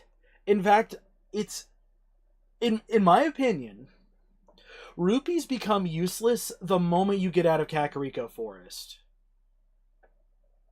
Like, the moment you get out of the Lost Woods, is the moment that rupees become useless, because you can get nearly everything else in the game for free in some way, shape, or form. Like, there are drops, like you can refill your Deku nuts off of just clearing out Deku Babas and never have to buy them off a Deku scrub, a store scrub at least. What other crazy shit was there? It was like any form of items that are ammo for your stuff is easy. It's free. It is beyond free. You can get both tunics without ever stepping foot in either of the respective stores, because you just are given them. Like, King Zora just gives you the blue tunic in case you somehow don't have the blue tunic. In case you didn't buy the blue tunic from the store. Whatever. Or the red tunic. You just get it from Darunia's son. So there's basically no point in grinding out rupees to have the uniform early when you're just getting the uniform for free.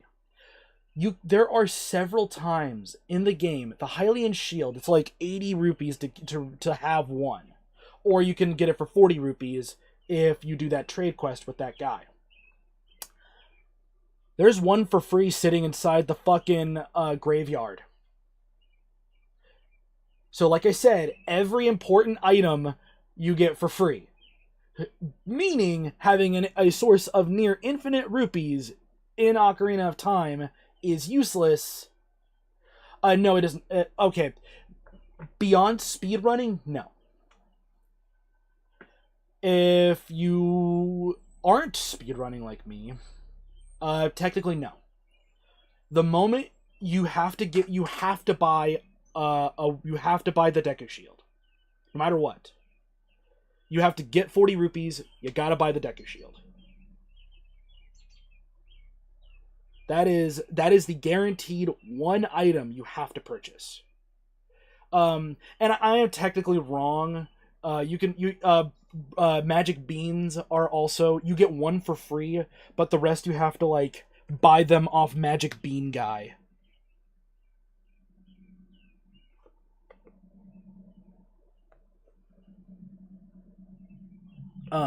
But no, it's very much possible to like spend very few rupees, which is very much the opposite of Majora's Mask, where there is a rupee locked behind having to store 5,000 rupees into a bank account. I think it's 5,000. It's a large number. Eventually, the crazy person running the bank will just be like, "Whoa! Here's a prize for getting all these rupees. Good job." But yeah, no, in Ocarina of Time, it is very much possible to never have to spend a single rupee beyond a couple of items. Like, beyond the Deku Shield, the only other thing you have to buy because you can't get anywhere else is Magic Beans. And you can only get them from the guy in Zora River as a kid. Because you have to plant the magic beans when you're a kid so that they will grow up into so that they'll actually turn into like little hover pads for you.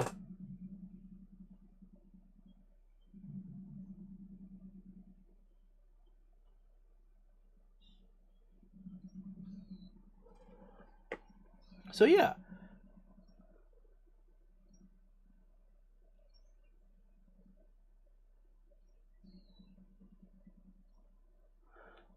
But yeah, no, getting all 100 rupees is pretty bad.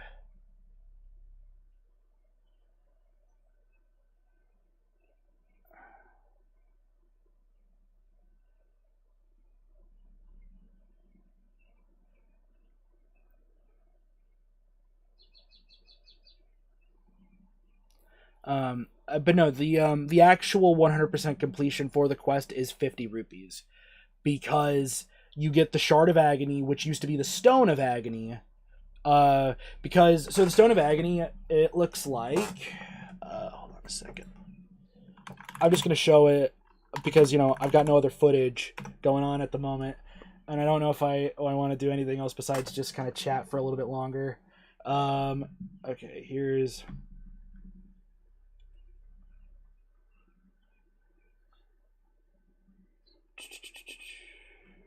do window capture. Oof. Ooh. I'm just trying to show. There we go. No. There we go. Oh God.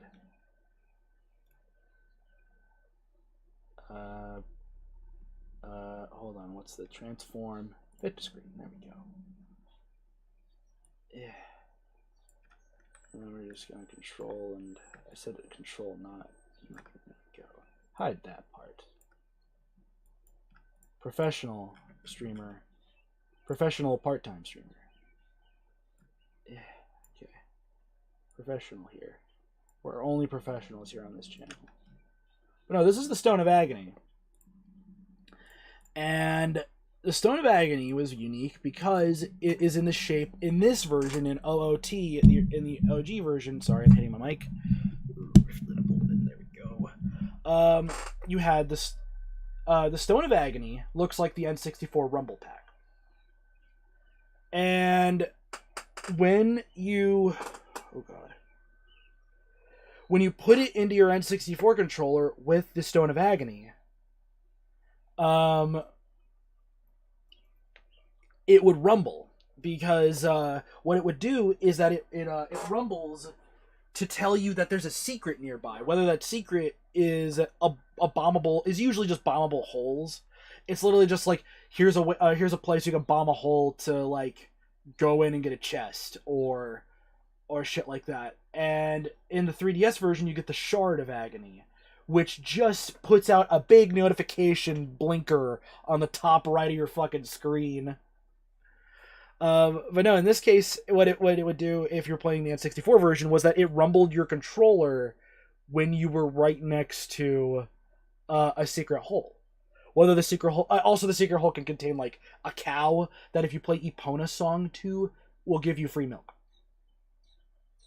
But no, this is one of the house rewards. I think this is the first one you get, because you get some rupees for the first reward, and then it's this, and then it's the adult's wallet. But again, you only need to collect 50. There's no reason to collect all 100, because it's just not useful. It really is just purely bragging rights to show that you got all 100. The classic Nintendo thing of, you completed this, but you don't actually get anything out of it. You just get this.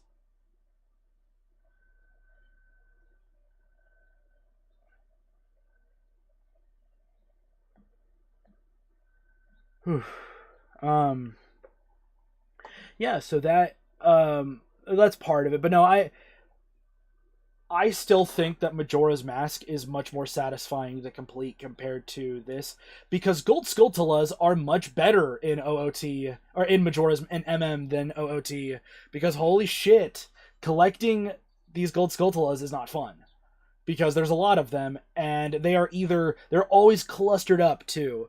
So there's just wide open expanses of absolutely nothing, with maybe a Gold Skulltula here and there. And then they're just in clusters. Like, here's 5 of them in one dungeon. That kind of shit.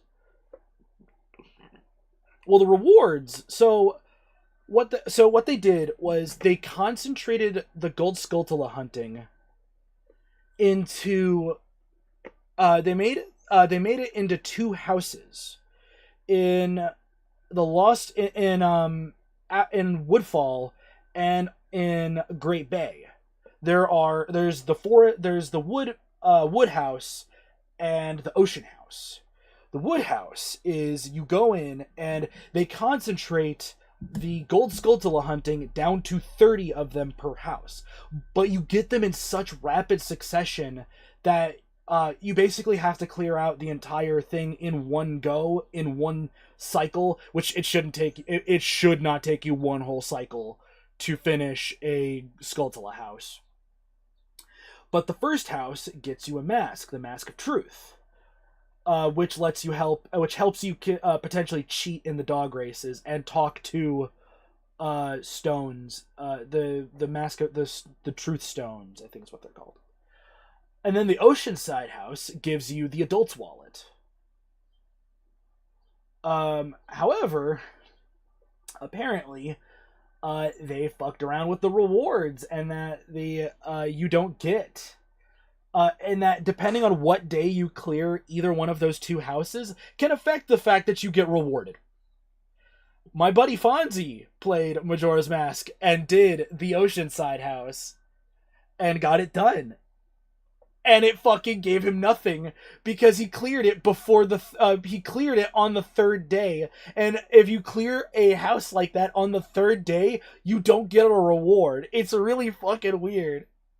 I think they fixed that in the 3DS version, but in the N64 version, which is the one I'm familiar with, you don't get rewarded if you clear it on the third day. It's fucking hilarious. Because they found out Fonzie found out the fucking hard way. And I didn't even realize, I didn't know that was a detail. Because the Gold Skulltula house is always just such a breeze to clear through. It doesn't take long to clear them, though. It's not even 10 minutes. But they're in clusters of 30. And once you clear it, you get the Mask of Truth and you get the Adult's Wallet, which lets you hold up to 500 rupees, which will be helpful when you want to get the heart piece that is in the bank. Because you can deposit upwards of 500 rupees instead of just 200 at a time. What else? But no, I prefer the Gold Skulltula hunting in MM to Ocarina of Time. Like 110%. Because at least, like, I'm getting a mask out of it, and I'm getting like a better wallet. I'd rather have that over collecting 100 Skulltulas and having an infinite source of money in a game that money is useless. That money is practically useless. I had to say practically because there is a spot for all the beans, for having all the magic beans.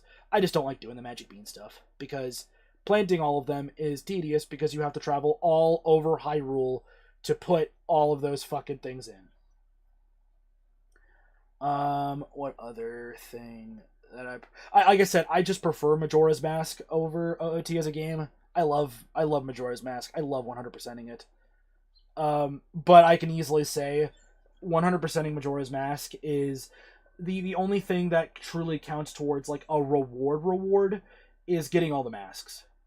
And getting this, the Gold Skulltulas by proxy.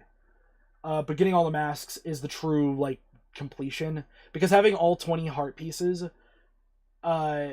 is not part of it. And in fact, if you don't do any side quests whatsoever in the game,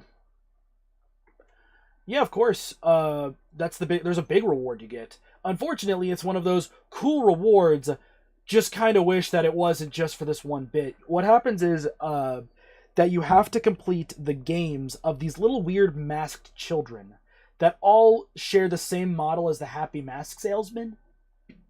You have to clear through their games. You have to satisfy their like want of masks, and you have to give them everything besides your transformation masks, because they don't like the transformation masks. But if you give them every single mask you have, you go through one of their games, and completing that game, and if you do the game right, you'll get a heart piece. And after that, once you clear the game, the child will go away. Like, they'll just disappear. And once you've cleared all 4 of them, and you get the final 4 heart pieces, you don't actually need the heart pieces for completion. It's just part of, that's the final 4 heart pieces of Majora's Mask are in the moon. Are in the moon dungeons. But once you talk to the kid that's wearing Majora's Mask, he'll give you the Fierce Deities mask. The Fierce Deities mask being a fucking amazing mask that turns you like fucking way tall. You get this cool double helix sword. You shoot magic beams when you Z-target an opponent that instant stun. That just does so much damage. It stuns the shit out of Majora's Mask, and it just obliterates the final boss. Like, that's it. Like, it is the strongest mask in the game that gives you it is the best item in the game, but you can only wear it during boss fights. That's it. And then there is a way in Majora's Mask 3D, in the 3DS version, they make it to where you can wear the Fierce Deity Link mask in the fishing holes, because that's something they added in the 3DS version, was fishing holes. And I like, I never did the fishing. You don't have to do the fishing in Majora's Mask 3D to complete the game. The fishing is literally just we could put it in the game, so we did.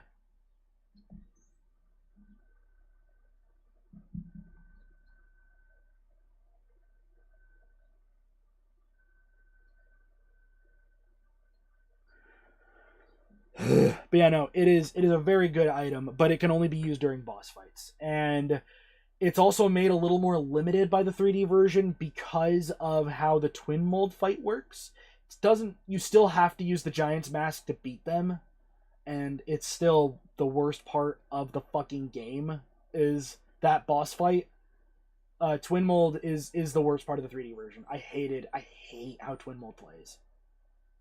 Um but yeah, you can only use that mask during boss fights. It's very cool.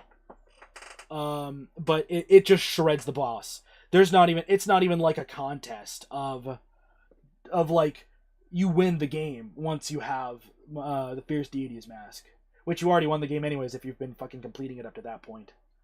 But no, you can basically beat the game without even trying to come close to all 20 heart pieces, because Majora's Mask has the largest, I think still to this day, it still has the largest amount of heart pieces that you have to collect to obtain all 20 hearts.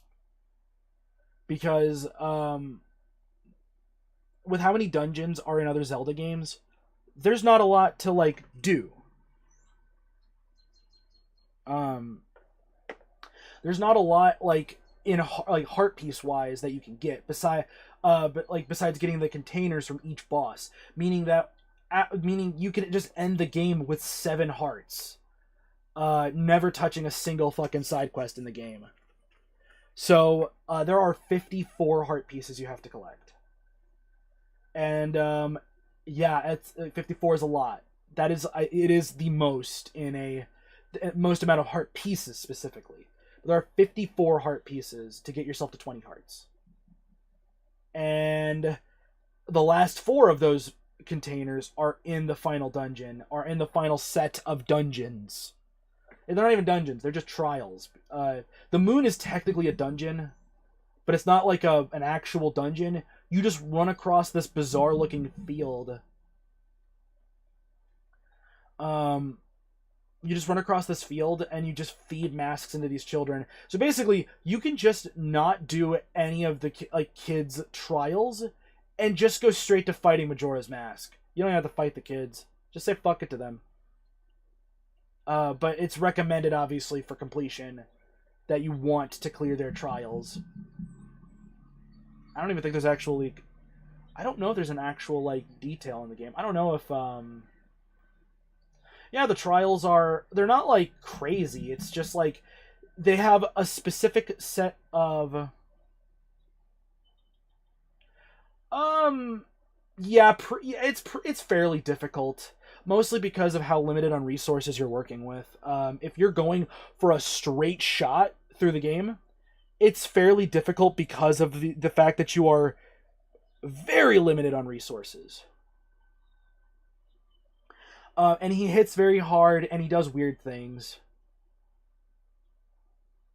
Like, you can just beat because Majora's Mask is not like Breath of the Wild where you can just go straight for Majora's Mask. You can't. At the bare minimum, you have to clear the 4 dungeons of Majora's Mask. Then you can fight. Then you can go straight into the moon, because you have to reawaken the 4 giants and have the remains of the boss you just killed as like a trophy kind of shit. But I can say this now though, Stoic, I've never actually fought Majora's Mask with the bare minimum. I've only ever 100% of the game. Like, I did play the game. Like, I did try to just do a normal playthrough, but for some reason, I was just having a hard time actually like playing through just the game itself. Yet Wind Waker, I can just fucking plow through in a day and a half. I think a day and a half. I can't do that anymore. but because I haven't fully played Wind Waker in a very long time. But I'd say it is fairly difficult. I have not beat Tears yet. I have almost beat Tears. Just oh no. Oh no.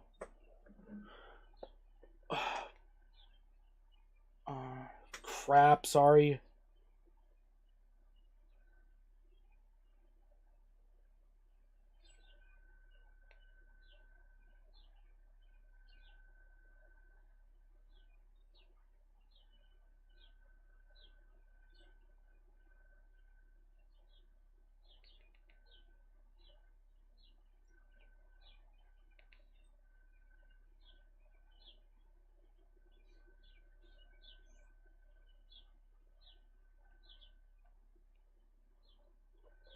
Sorry, boss is texting me.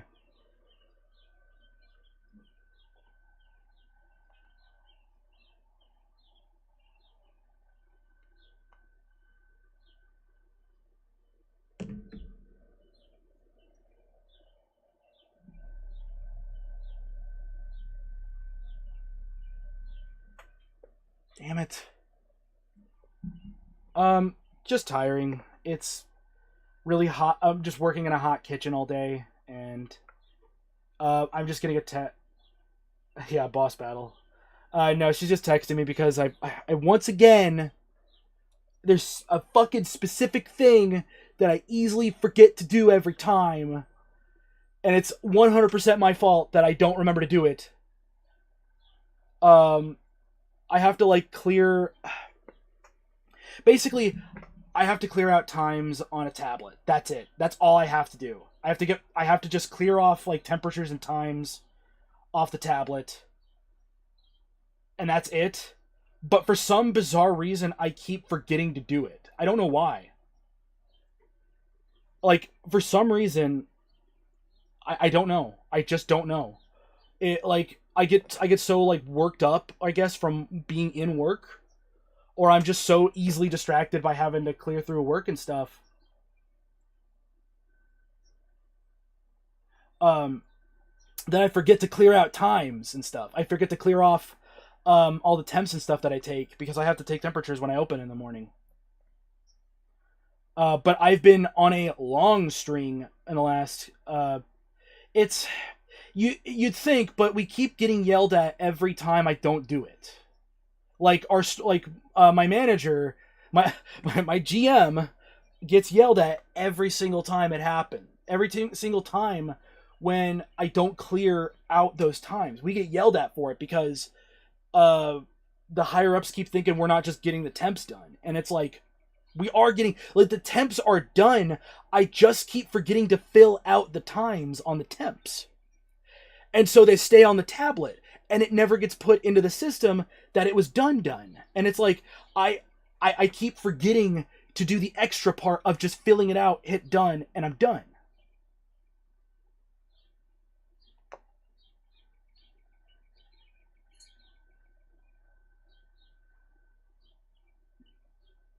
Um, and yeah, she didn't even send a text. She sent a picture today. I was like, oh fuck! It's it's a small task, but it's a small task they fucking get on our asses about every time. But she sent a text. She sent a text that was just a picture of it. I was like, shit! Of all the things I forget to do, and I told her I was like just oh god, I hate that. I'm really fucking I'm slipping hard on shit like that. Because I keep what it always happen. What's been happening is just I just have that short term like click of I'll just forget about it. I'll end up being distracted on table or something. And that was just a burp. Sorry, I wasn't like I'm just trying to cover my mouth.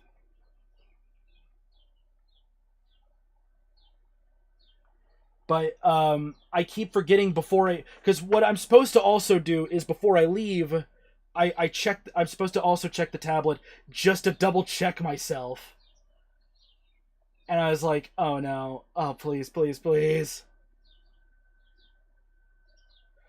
I'm just like I'm like oh god, yeah. I promise. Yeah, God. Yeah, I'm gonna have to, like, I have to fucking call it soon. Fuck. Because it's starting to get really bad, and I gotta, like, it's starting to actually really pour out sweat. And thankfully it cools down. It'll cool down in, like, another hour or so. But it's just, like, damn, this heat. Thankfully it's not, like, unbearable, but it's just like, oh. Yeah, I really should. Like, damn. It is just, like, such a minor thing that I forget. But, like, a minor thing that is so, like, it actually important to keep us from getting yelled at.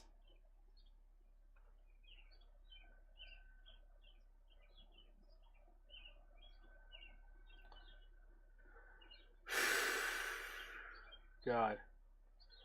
But no, yeah, that's been my day.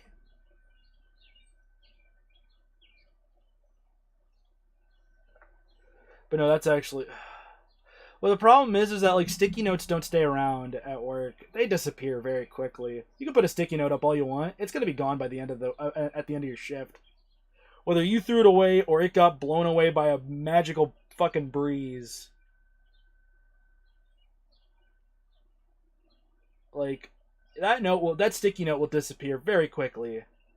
Because it's just what ends up happening is I just get distracted by work. I'm like more focused on getting everything else done than to fucking focus on a tablet for 5 minutes.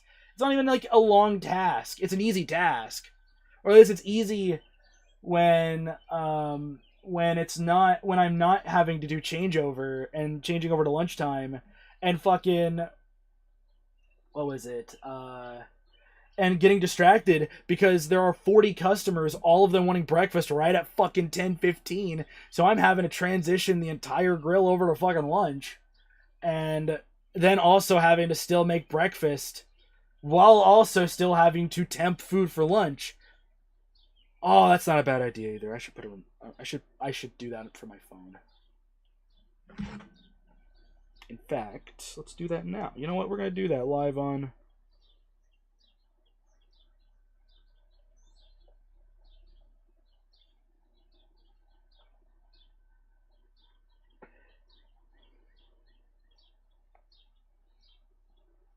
let's do a new reminder. Check tablet.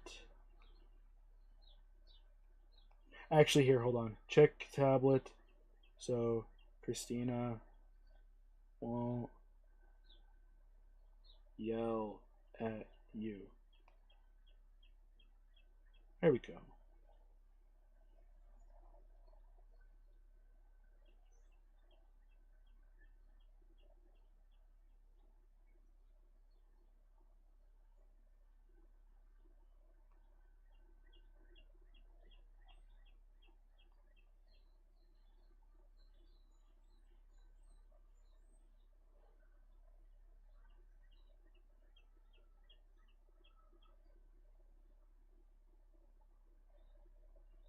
PM, repeat daily.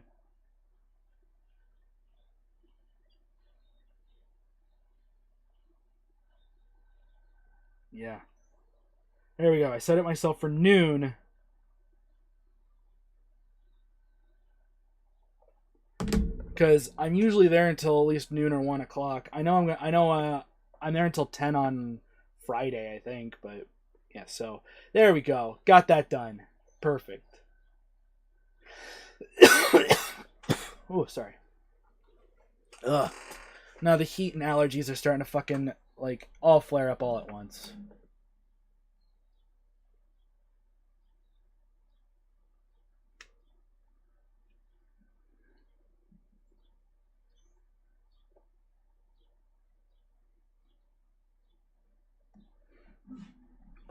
Anyway, so yeah, anyway, Zelda related stuff. So yeah, I'm making sure. Don't worry, I've got a water bottle right here, and the cat has plenty of water herself, and she has unrestricted access to water.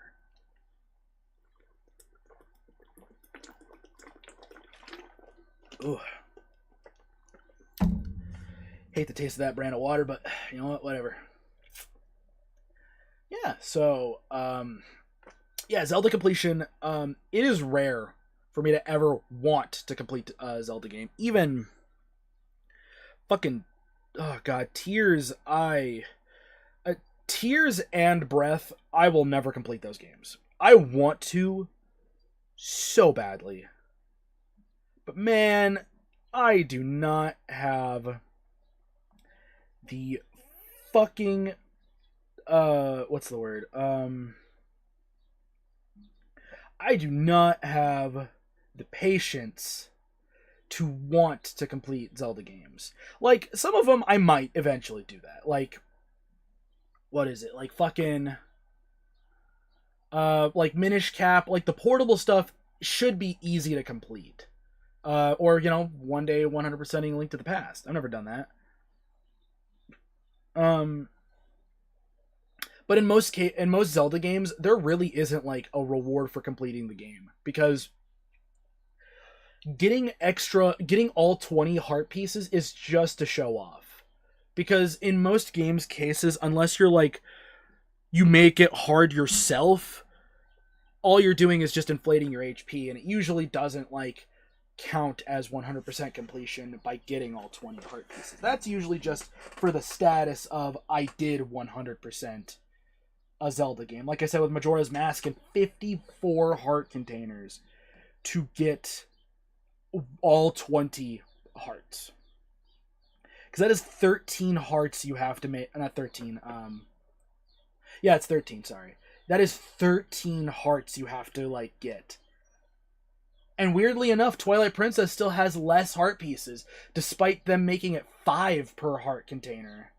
Because there's so many dungeons in the game that there's just so many heart containers that it's only like it's not even that crazy an amount to get completion on it. But I've still never, like, outside of Majora's Mask, I have still yet to actually 100% any other Zelda game.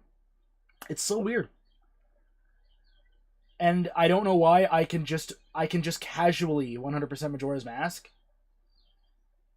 but everything else is just like, nope, not gonna do it. Like, because like I know that the rewards of Majora's Mask aren't as bountiful. Maybe it's just because of how condensed everything is. Oh yeah. Minish Cap. All of the handheld games are apparently really easy to are very easy to 100%.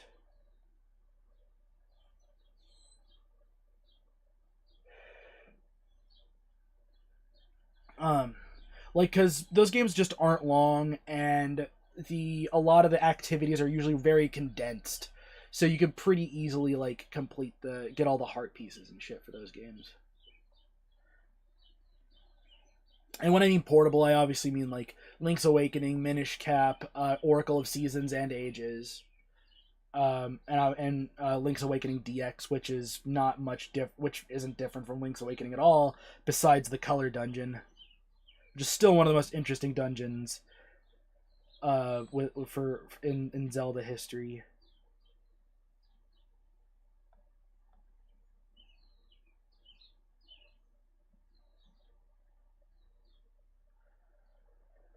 But yeah, no. With a lot of fucking with a lot of Zelda games, I just like playing them. I just don't like the idea of 100%ing them. I guess I don't know. I really wish there was like a reason I didn't want, but that also could just be I just don't have patience. Like I have patience for Majora's Mask, just don't have patience for anything else.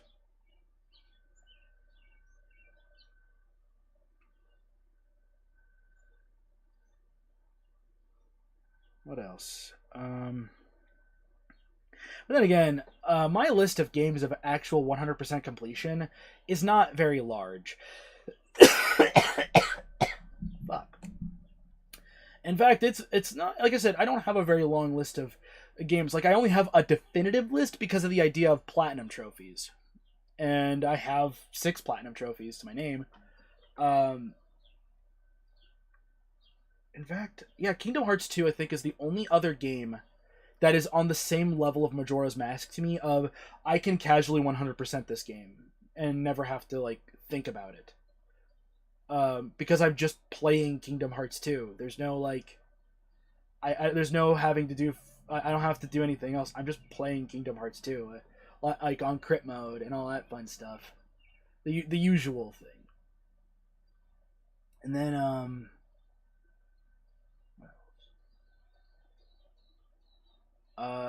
but no, like, but just like I said, my list of 100%ing stuff is very limited. Like, I've never 100%ed a Metroid game. I've gotten close, but I know for a fact I will never 100% a what was it? I will never 100% a Metroid game, never, because I do not have the patience. Like 2D Metroid specifically, I'll never do it. I don't like shine sparking puzzles. Like, hands down, the worst part of a Metroid game for me is shine sparking puzzles, because I never get the timing right. I always fuck up. Fuck up the shine sparking. I like, if I can pull it off, I'll do it. But I still prefer like just playing through the games. Like, I nearly with Fusion recently, I recently beat it. I almost got 100%, but I knew for a fact I wasn't gonna do it because I don't like Zero Mission's even worse, because Zero Mission, oh my god, the 100% completion data is literally just fighting Ridley, but he has Mecha Ridley. The Mecha Ridley you fight, yeah, at the end of Zero Mission just has double HP. That's it. That's the only thing you get for 100% completion, is just that Ridley deals double damage and has double HP. That's it. After that, it's nothing. It is crazy to me to like what you have to do for completion for both Zero Mission and Fusion. Both are fantastic games.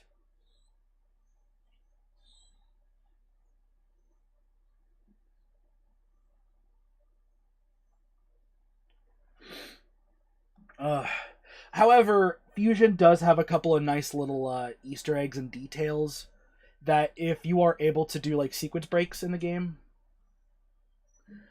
The most I've done for, by the way, Aaron, for the most I've done with 100% completion is getting every energy tank in every game. That's the most I'll do. I will never have a true 100% completion of all missiles and all power bomb upgrades and all super missile upgrades and stuff. But yeah, no, I love. Yeah, I agree. Odyssey is just a fun game to, but I've never completed Odyssey. That's my biggest issue. I've never sat down to complete Odyssey. I think it does have a pretty good reward for 100% completion, because it's literally just one of those games that just keeps unlocking more content for you to do as you get more power moons. Like, there is more to the game than what they offer, because you just get like, you get metric fuck tons of moons. But it does have a legitimately great completionist reward.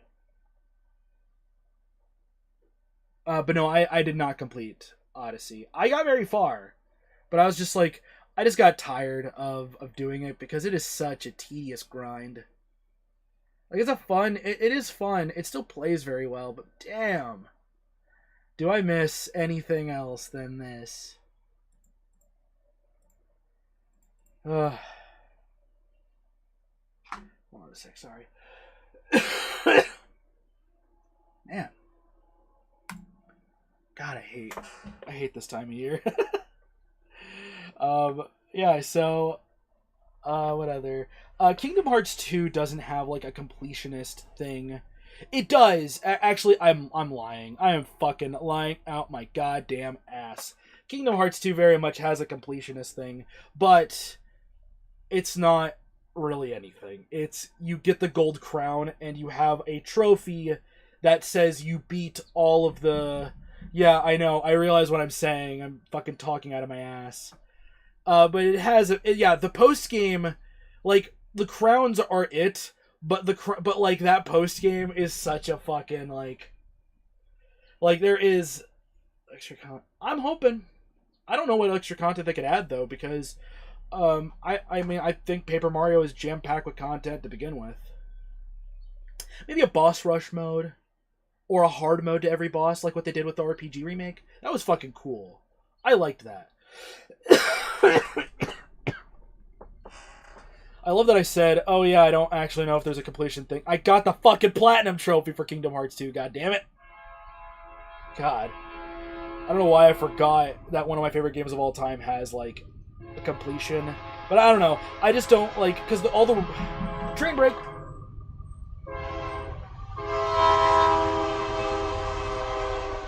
Thank you. Maybe. I don't know. I'm just curious on what they're going to do. I want to know what the fuck they're going to do to this game, because it feels like this almost feels too good to be true for this to be like this perfect remake, but I'm still like, so far they've kept everything else about the charm of the game. They're keeping everything, including the battle system, which is crazy. I genuinely don't know. Yeah, level 1 hard mode, I don't know. The only game I've ever seen that has a level 1 mode, the only game I've seen, I know there's some games that do it, is New Game Minus in Final Fantasy XII. New Game Minus literally being that you can't get XP. Ever. So you have to beat the game at level 1. And the only like things you're getting is job points. So you can beat the game at level 1. But I don't know, because I never beat 12. In fact, I don't know if I'll ever beat 12. Because patience is not a virtue anymore for me. I mean, like, I'm patient. I'm just not, like, ready to fucking invest time into a JRPG I don't even think I'm going to like. That's why I, like straight up... Yeah, it's crazy that I still don't know how the fuck Nintendo was even convinced to remake Thousand Year Door. That is crazy to me. That Nintendo were just that willing after so many years and their weird policies of like no new characters, fucking all this other shit, like all this other dumb shit. Then out of nowhere it's just like, "Oh yeah, we're remaking your favorite game." It's like, what the fuck? Oh man, Mario RPG Remake is somehow better than I thought it would ever be. Like it literally is just a perfect, like the best way to enjoy the game if you don't want if you can't if you don't want to dabble in emulation and still want to like buy the game and not have to fucking spend a bunch of money. Like you can just it's really good. It's really well done. I was really impressed with the post game. The only problem I have with speedruns is the whole jumping thing. Like using the jump skill a lot is not what I'm into.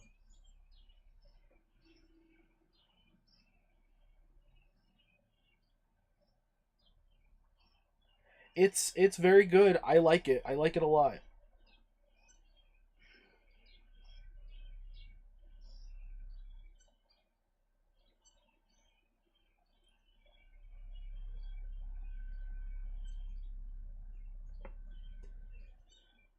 Oh boy, sorry.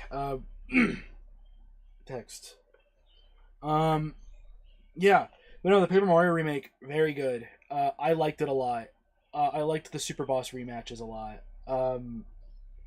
I cannot believe that they made a hard mode version of Kulex, because Kulex, I love that he comes out in his goofy ass little pixelated form, and then to unlock him, you have to go and fight the rematches against every other boss in the game, or at least the major bosses, I guess, like Punchinello and the fucking weird tiger dude. but they all have like hard mode variants of them in which they're like way more annoying to deal with.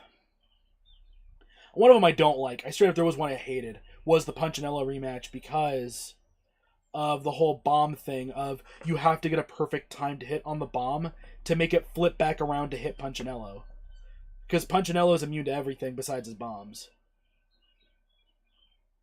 But what I love, though, is once you beat all of those bosses, Kulex realizes that he needs to get stronger, so he gets stronger by turning himself into a 3D model and becomes a 3D model. So you have to fight the mega hard mode version of him, which is so good.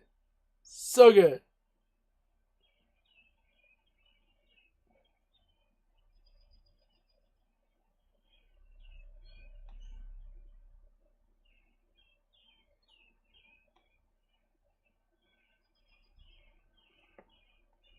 Oh, yeah, it is.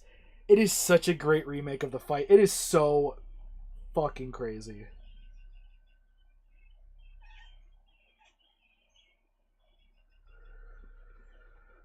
Oh.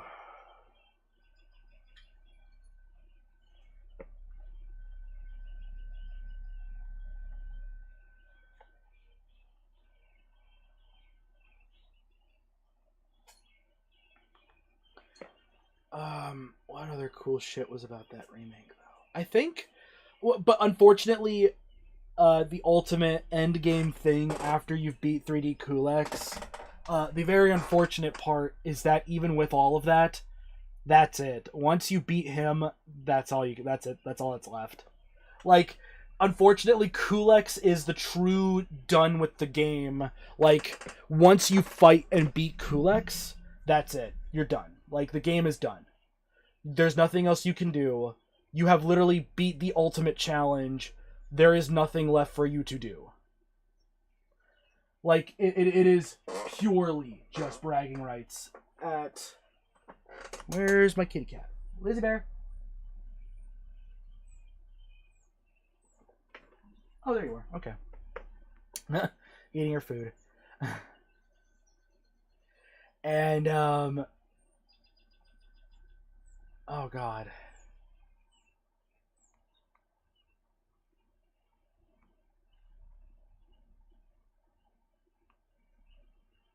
But no, like, it's one of those games that's unfortunately, like, once you beat this last bit, that's it. You're done. There's no game left. You're done. I think that's the worst part of any RPG when you're trying to complete it, is knowing that there is an ending and that once you beat that last little bit, you're done. That's it. There's no other what's the word? There's just nothing else. You're done. You can also like set high scores on all the mini games and shit, but there's nothing to it. Um, Also, they made it easier to get a lot more frog coins in the game. That was something that's nice.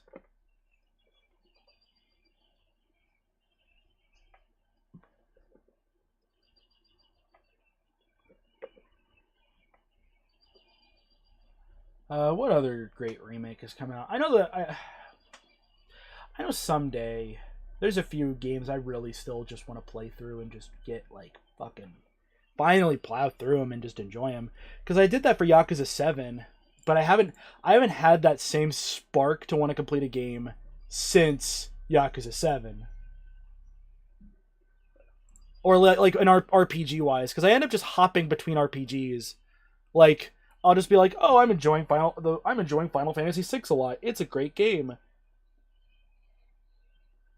That'd be cool if we got a Sonic Heroes remake. I'd be down for it. Sonic Heroes definitely is one of my favorite games, despite it not being one of my favorite games. It's one of my favorite 3D Sonic games. Like, I understand why people don't like it, but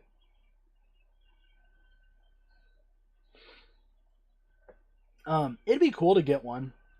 I just don't know how that would work with modern Sonic.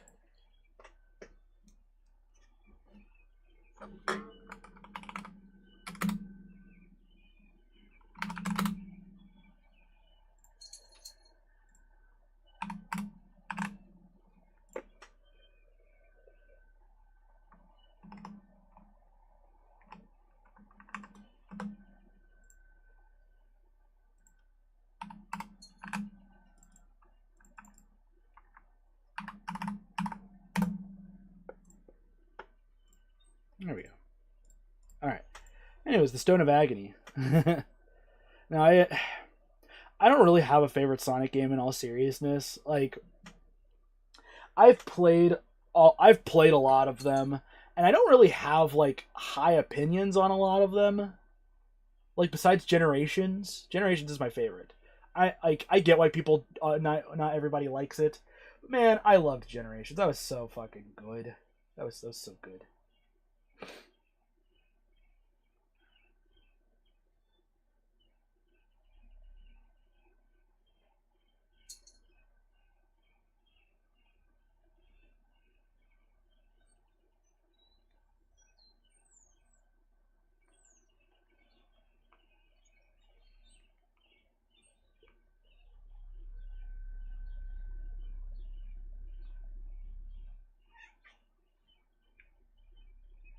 Oh yeah, I don't like the red stars either. I hate the red stars.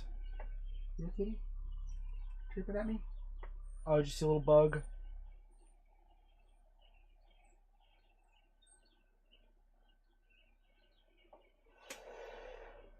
Oh, um, but no, I don't know. I just don't have a favorite Sonic game really. Like, I think all of them. Like, I've told Stoic this before. Like, there has yet to be a Sonic game in which it truly was like groundbreaking new shit that is like, holy crap, this is amazing. They're all like 7 out of 10 games, with them only not being 6 out of 10 games because their soundtracks are almost always fucking fire. Like, one thing that is very consistent between every single Sonic game, minus like a couple here and there, they all very consistently have good soundtracks. And I love almost all of them. I had to pick like one. It was obviously the Game Gear games, but no, I'm very much not a big fan of. I just don't have a definitive like answer to this is my favorite Sonic game kind of shit going on.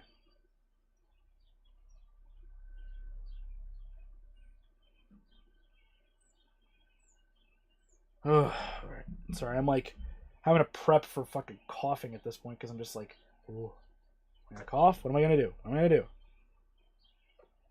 Um, anyways, Sonic games.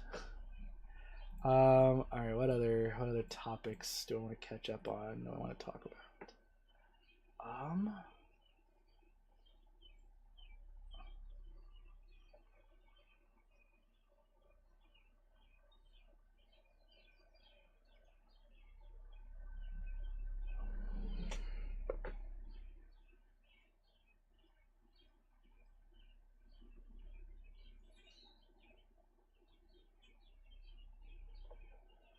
let's see. What other cool thing that I've had an opinion on for a long time is. I'm just trying to like think of it. I don't want to fucking just look up on like, oh yeah, that. No. KH4 release prediction. I don't have one. Unfortunately, I'm going with the mentality of KH3 those last 2 years of I'm not gonna get excited for another release date. If I had to pick a release date, I'd say like 2026. That's like, but that's being generous, unfortunately. Because like, I like, I want four. I want more trailers of four. We are already 2 years into getting that trailer for KH4. Yeah. Like, if I had to actually give a date, like if I had to give a year, 2026. No specific reason, but we are on the two. We are at 2 years of that trailer being released because motherfuckers decided, oh yeah, we're just gonna fucking make new assets for Unreal Engine 5 now. We're done with UE4. It's like, bitch, you guys just spent like 10 years. Half of that time you spent was transferring assets from fucking your made-up engine that didn't work. that didn't end up working, and you fucking put it into UE4. Like, no joke, that's a real thing that happened. One of the reasons why they had to restart production on KH3 was because they were going to pull a Fox engine thing like with Metal Gear Solid 5. And they tried to. They made an engine called Kingdom Shaders. It was going to be their in-house engine for future Kingdom Hearts projects, like Resident Evil, the RE engine type shit, or the Fox engine. And they were like, this is too much. We're just gonna port everything to Unreal Engine 4. That's it. Like, we're just gonna say fuck it and we're just gonna remake the game in Unreal Engine 4. It is genuinely nuts to me just how willing they were to just be like, yeah, let's just completely stop production on this game because making our own engine is just too much. Ugh. That is so fucking good. But no, Stoic, you're not wrong. We will most likely be done with Final Fantasy VII Remake before we get Kingdom Hearts 4. Like, the fact is that we got part 1 and 2 of the remake between Kingdom Hearts 3 and 4.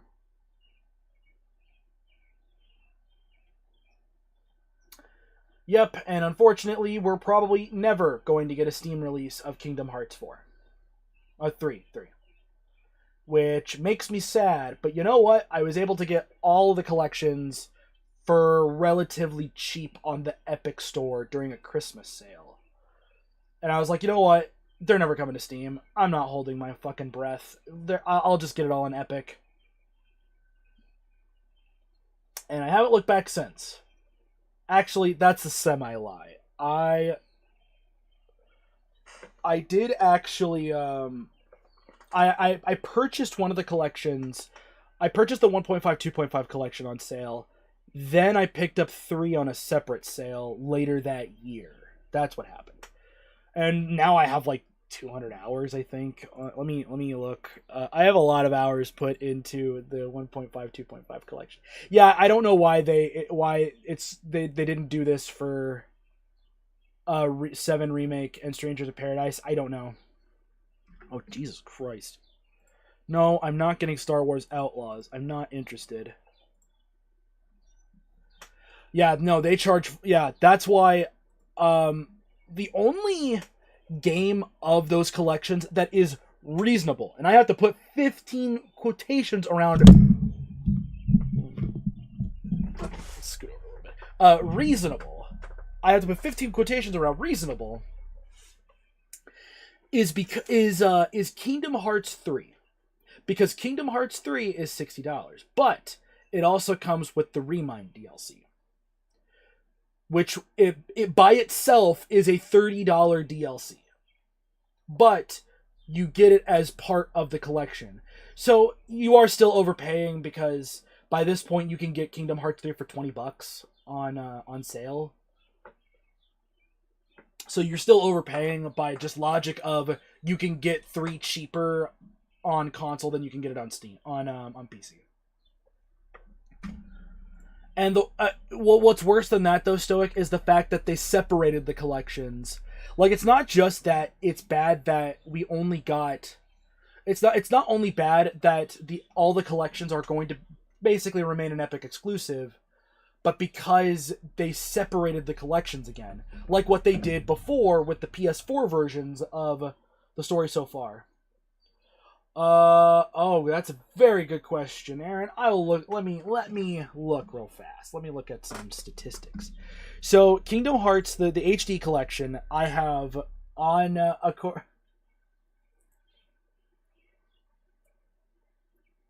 yeah. Thankfully, though, when they put the collections on discount, they put them on a fucking steep discount. They put it on a fucking like $20. For the collections and stuff. Like during their Christmas sale, oh my god, they're the masters of sales. Because it was like, oh, buy these games. Also, get an extra 15% off your order. So I was able to buy the 2.8 collection and Melody of Memories for $40. and I still get reward points because they give you the rewards points for just the discounted price already. So I had enough reward points to just like, go buy a fucking Fortnite Battle Pass. It's so crazy. Anyways, so just by numbers alone, Aaron, just by numbers that I know in my head is my most played game, is Final Fantasy 14 at 2,000 hours. 2,000. Hello? Or was that just you? Was 2,000 to between 2,000 to 2,100 hours.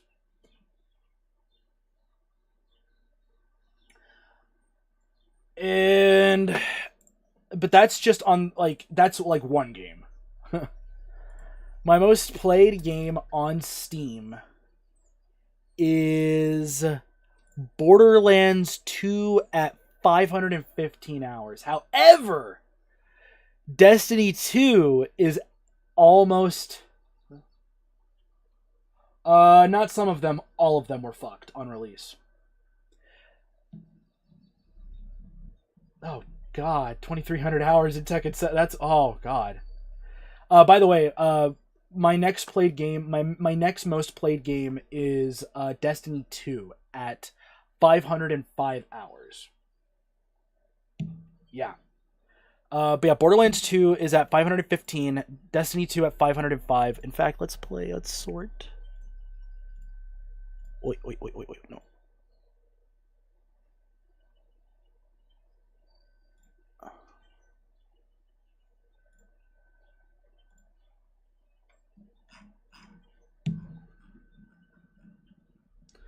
Yeah, 500 is not a lot compared to what I think, but it's like reality. Like, I know for a fact I'm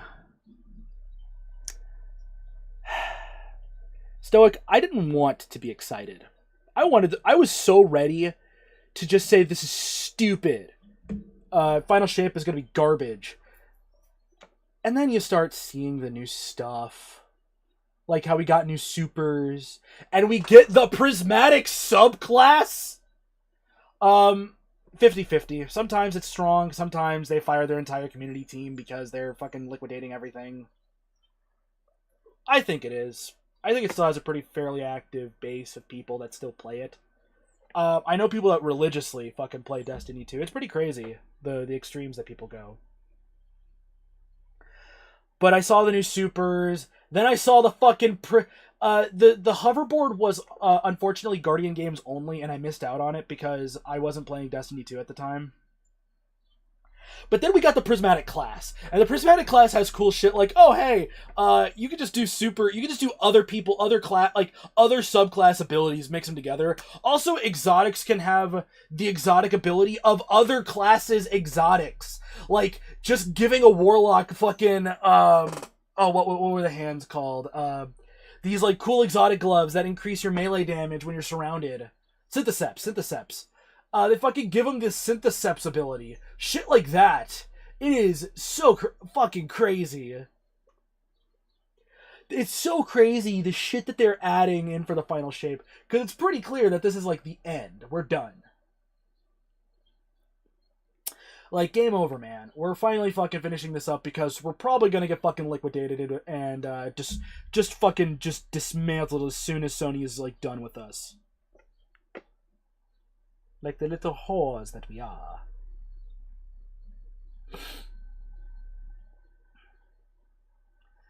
But no, it is so fucking crazy to think how excited I am.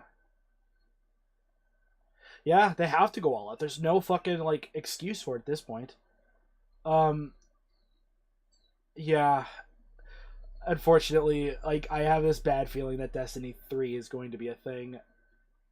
And I honestly think even worse than that is going to be that they make a Destiny 3, but it's going to have none of the dev team compared to some, you know.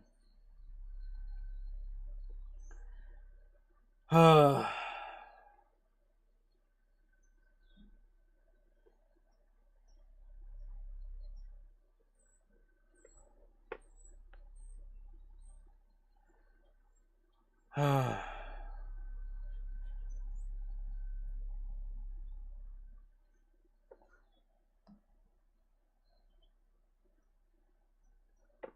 other? But no, I'm looking forward to it.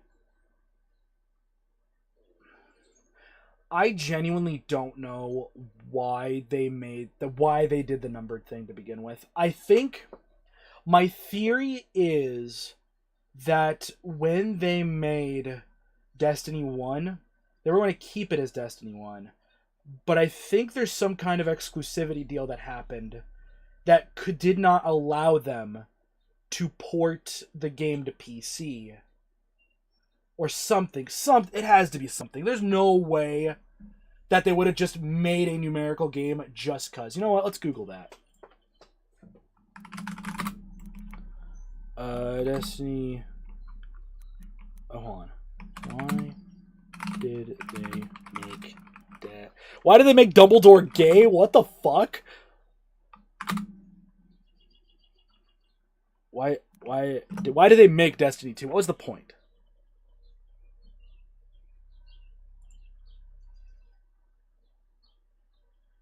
Oh god.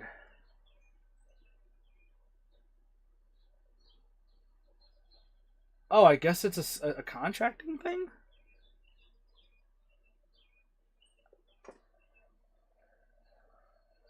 Okay, this dude misspelled knowing. Kinwang? The fuck? No, Overwatch 2's existence pisses me the fuck off. Because Overwatch 2's existence was specifically so they could focus on PvE content. Like, there was no contractual obligation bullshit. Oh, yeah, no, I can fucking rant all day about it. Like, no, Overwatch 2's existence was because they wanted to make a fucking actual multiplayer PvE-oriented Overwatch. And then they were like, oh yeah, no, we're just gonna modify this game, and it still has the PvP of Overwatch 1. Like, literally, it's just the PvP mode, but it's now 5v5 instead of 6v6. And then they were like, this is gonna be multiplayer PvE focused. No PvE content on launch. The fact that it's just a free version of Overwatch, but with even more scummier fucking microtransaction practices. Way scummier.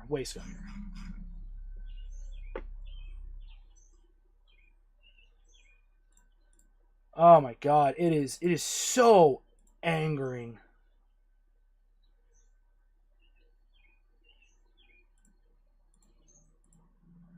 But yeah, it was just like they changed the fucking combat. They fucking, like, it took them this long it took them almost 2 years into Overwatch 2's existence to just be like, we give up. We can't do it. We can't actually make a PvE mode. And so, yeah, we're just going to keep Overwatch 2 just as it is. And we're just going to fix the meta and make it all PvP oriented. We also canceled all the future PvE missions. Also, the PvE missions that we got were just garbage that you had to purchase a separate season pass just to fucking play it. And it's like, what the fuck? That's cool that they're making all the future heroes free to play, but like, it took them this long to make them free to play instead of it being a fucking just. Oh my god. And it's still beyond scummy what they do. Because now they have like completely invasive microtransaction system now. Where it costs a full price game. It is the cost of a full priced new game to collect a skin collection. Just skins. And sound effects. And sprays. Yeah, all the new heroes are going to be free from now on. Yeah, all of them are. Because they realized, oh shit, we're not making any money off of this. It's like, I understand why they do microtransactions and shit, because fucking Destiny 2 does that shit, and I still fucking buy shit all the time. I don't want to talk about it. But the fact is that the microtransactions are so fucking invasive. And you don't get much from the battle pass. You don't get, like, enough to fucking support, to actually, like, go buy skins. Like, you just barely get enough to fucking get another season pass. And all you get out of it is just, like, just emotes and sprays. Yeah, I heard Tekken 8 got some really bad microtransactions almost as soon, like, within the first month of the launch. Like, it started off with no microtransactions, then out of nowhere it was like, BAM! Get hit with all the microtransactions, bitch. But the fact is, I wanted the Cowboy Bebop skins so fucking badly. But I couldn't do it because I didn't want to spend almost $60 for 4 skins, a set of emotes, a set of sprays, and a couple of other little knickknacks. $60 a game. I could buy several games on discount. Yeah, Aaron, there were fucking Bebop skins. They looked good. They had special sound effects. Like fucking, they had like special like the music. They had like music that plays out when you're doing shit like getting a kill and stuff. It's so good. But they're all, and the worst part was, it's not just the fact that it's all $60. It costs almost 3 times as much to purchase the skins individually, to purchase them as bundles. It costs twice as much. It costs twice as fucking much to just get the skin packs, the bundles individually, or you're not, or it's like you're not getting the best deal, and it's fucking, and it fucks my lizard brain. I'm like, fuck you.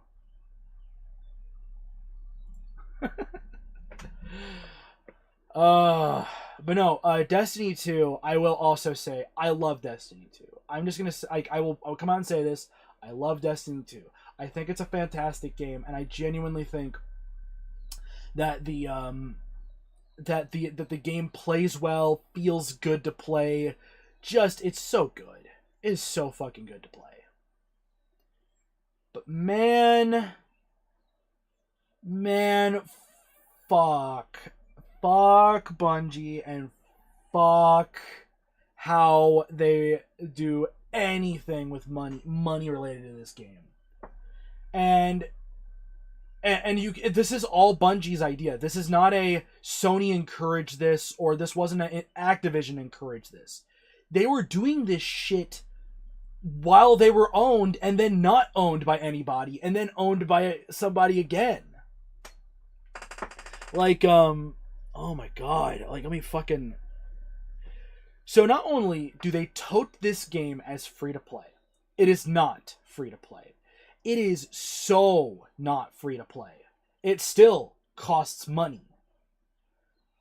You could start the game, you could bring up the game, you can make a character, you can make any one of the trio, you can make any of the 3 races, make any of the 3 classes, and you go from there.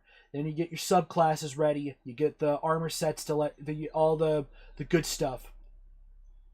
There is so much of the game that is straight up, you cannot go to a planet because you have to own the DLC. You can't go to Savathun's Lair because you need the Witch Queen DLC. You can't go to the Dreaming City because you need Forsaken. You can't get Stasis as a power because you don't have Beyond Light. You can't get Strand as a power because you don't have Witch Queen. Now, thankfully, slowly but surely, they've learned the WoW method of, we'll slowly but surely bundle past expansions. Yeah. Oh, yeah. Yeah, they charge it if you don't pay for the fucking season pass. Yeah, that shit too. Oh my god. But no, you can't go to planets and you are locked out. You can't go to specific planets and you are locked out of subclasses because you don't have the DLC. Now, thankfully, again, they've slowly but surely learned from WoW's case to just put past expansions in the Legacy Collection and make that Legacy Collection $20. So you have access to almost all the old content. You can still enjoy Destiny 2, and you can still enjoy the game. The game, it is. It very much is. And the worst part too. Oh, if you're not, I say now, if you're all interested in Destiny, play the games. Get the games on sale. Do not, for the love of God, pay full price for Destiny. Don't. It's not worth it. It's never worth it. It sucks. It is an actual fucking nightmare to buy these games at full price. I do it because I love the games, but I do not recommend someone. Let me just fucking pull up Destiny 2's Steam page. I'm going to say this now. This is all no sales. There's no... Oh, excuse me.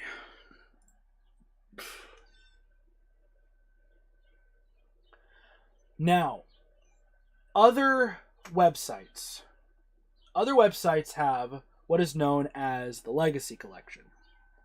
The Legacy Collection will always contain every single to get every single game right now, to get everything up to Lightfall. You cannot purchase Lightfall in this bundle. You will be able to purchase Lightfall in this bundle come the Final Shapes release, but you cannot get all of the games in one bundle.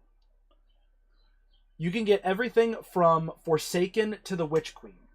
Right now, brand new, $60. However, for some reason, all the DLCs are on sale individually. The Legacy Collection is not on sale. Just the individual deal. Like, let's pull up a calculator, shall we? Fact. Just so I'm not, like, joshing people or whatever, you know.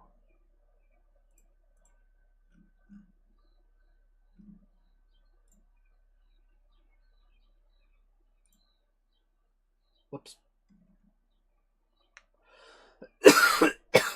Damn. Yeah, I know I'm in the wrong window. Okay, why is it not capturing... Why does it not want me to capture Steam? You know what? Fine. Fuck it. Keep the Epic Store. Whatever. You can keep it. I will give in to battle passes very easily.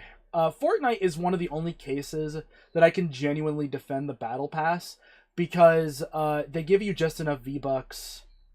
Yeah, Bungie's trying to silence me. Because they give you enough V-Bucks to pay for the next battle pass, and then just a little bit extra just for like a thank you. But I like how Fortnite handles it because Fortnite's a completely free game that doesn't lock anything beyond battle passes. So you just buy the battle passes as you want. All right, so here we go. Let's do some calculator stuff. So Legacy Collection by itself is $60. It's a full price game, or full price if it's not a AAA game. $60. However, you could purchase, let's see, you can purchase Forsaken, the first DLC, $3.99 right now. It's all on sale, $4. Sorry, $3.99. Keep in mind, by the way, these DLCs. Keep this in mind. These DLCs are on sale. I have to emphasize that these are on sale. These are not as if there was no sale going on. I'll get into that number in a sec. We're going to go to the discount price of buying each individual thing. So Forsaken, $4. Okay. Shadowkeep, $5. Little annoying, but okay. That is already $8. Then Beyond Light, $6. So $5.99. Then you have the Witch Queen at $7.49.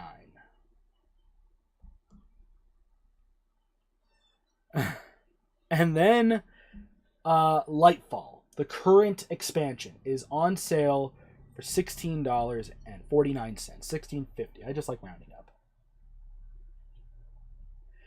This is not purchasing the Lightfall plus annual pass version of the game. Just Lightfall. right? And also the Bungie 30th anniversary pack, because you got to get the Heirs of Eternity, and you got to get that dungeon that lets you, that gets you Gallarhorn. Still one of the best rocket launchers in the game. Currently, but Destiny 2 by itself is free. To get everything else to fully enjoy the actual game is $28.98 right now. On sale. I once again have to emphasize, on sale. Because these expansions are still overpriced. That's including Lightfall. Lightfall is $16 right now. It's on sale. Yeah, I'm including everything, including Lightfall. It's $28. That is because everything is on sale. Let's remove the veil that is how much you spend if you're paying full price. Which again, I beg, do not pay full price for Destiny. Do not. It's not worth it. So let's redo some calculations. So obviously the $0 that is installing the game and trying the game out. Forsaken is $20. That's $2,000. That is $19.99. Shadowkeep is $25. That's $40. Oh, I also forgot to include the season pass for the current season, because you got to get the season pass. Because if you're interested in the game at all, you got to get the season pass, which is like $15 extra, because you gotta pay about an extra $15. So that's like $43 to play the game right now. On sale. $43. Just on 2 DLCs, without the sale going on, already at $44. And that's just with Forsaken and Shadowkeep. Beyond Light is $29.99. $30. The Witch Queen, also a $30 DLC bundle. And not just another $30 DLC. And then, of course, you gotta get the fucking Bungie 20th anniversary pack. You gotta get that extra piece of content to squeeze out, because you gotta maximize the content. And then we gotta put Lightfall in, and since Lightfall's current expansion, it is $50. So $49.99. And of course, you gotta pay the extra $15 for the Battle Pass if you want to get the most out of the game, including Lightfall, including the current season pass for the season. $194.85, nearly $200. $200 for one game.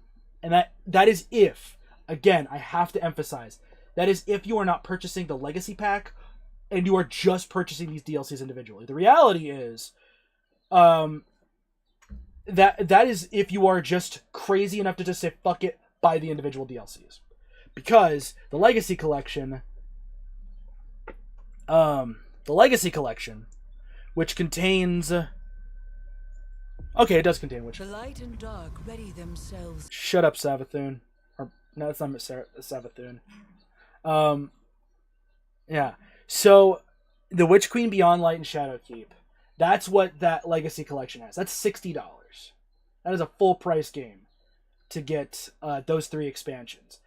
But that does not include Lightfall, and it also does not include the 30th anniversary pack, which is fucking scummy. That is scummy shit. So let's reduce the price. So you buy the Legacy Pass, which is 3 DLCs at $60, $59.99.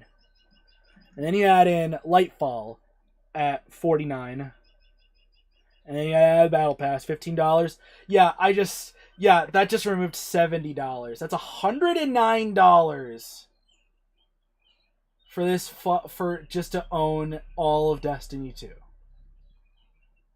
Keep in mind, and again, that is with the extra $15 on the season pass, which is, Jesus Christ, it is, I hate thinking about Destiny, anything, like, I just hate thinking about Destiny.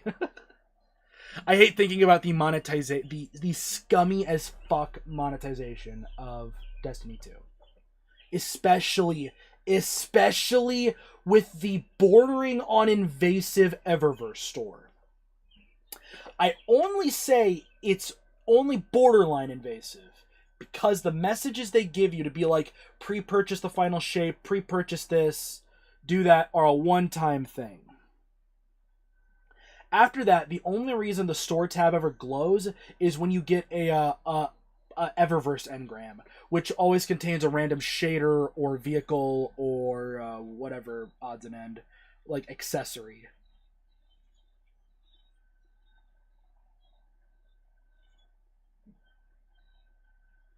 God.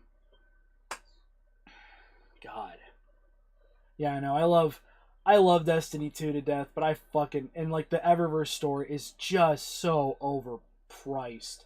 Everything about that fucking store is over fucking priced. And the worst part is, like, there's no easy way to purchase stuff. Like, it is just fucking frustrating. And I love that. Again, I hate saying I love Destiny 2, but I do. It's so fun. It's so good. When you get that right build and you just start mowing through shit, and it feels just so good. It's too bad that like good time costs too much money. But yeah, no, fuck Destiny. Also, I don't like the shit that they're going to be doing with the grinding stuff.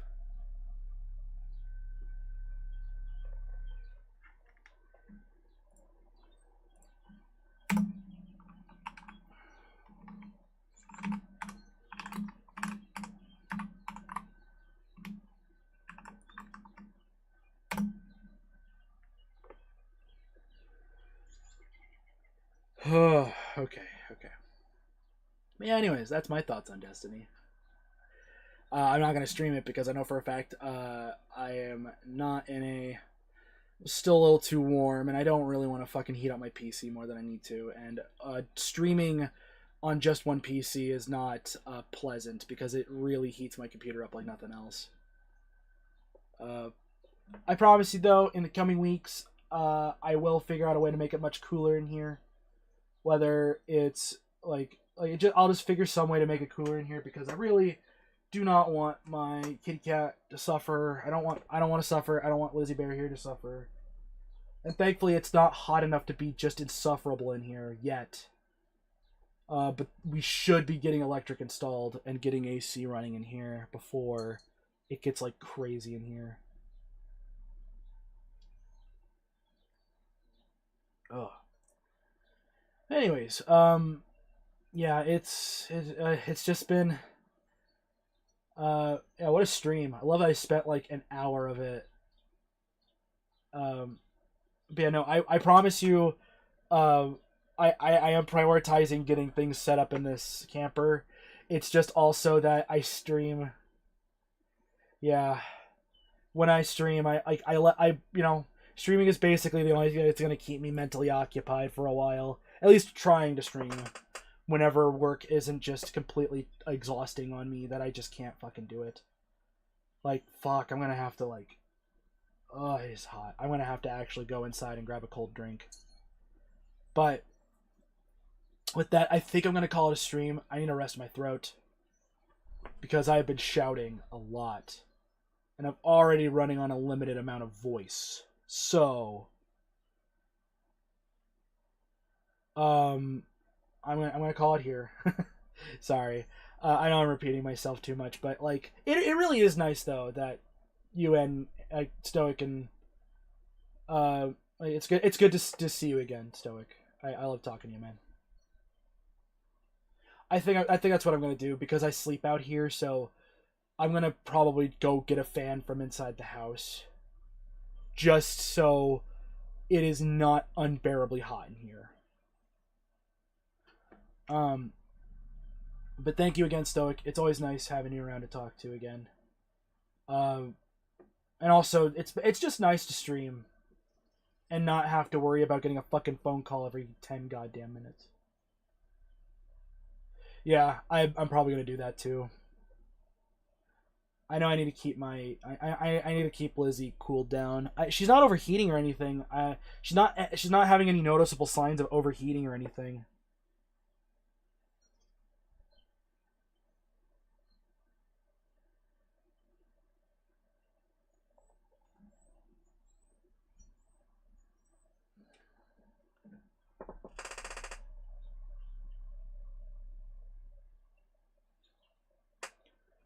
Okay, so I just got like a little response from my GM about the whole thing. She said, "I heard it was really hectic and pretty bad, but if you like next time when you have a bad day, and just double check the tablet." I'm like, okay, I understand. I'm not gonna like, yeah, I will.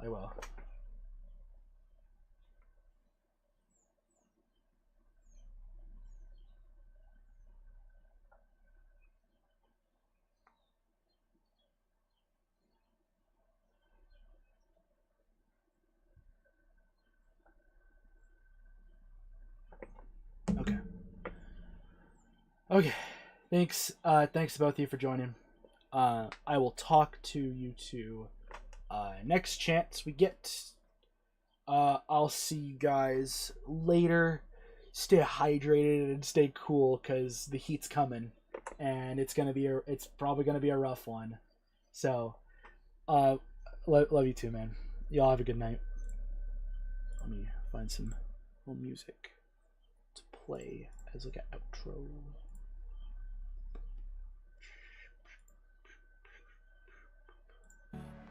No, that's actual copywritten music. That will actually like that could actually get me in trouble. That's the Dragon Quest Doom.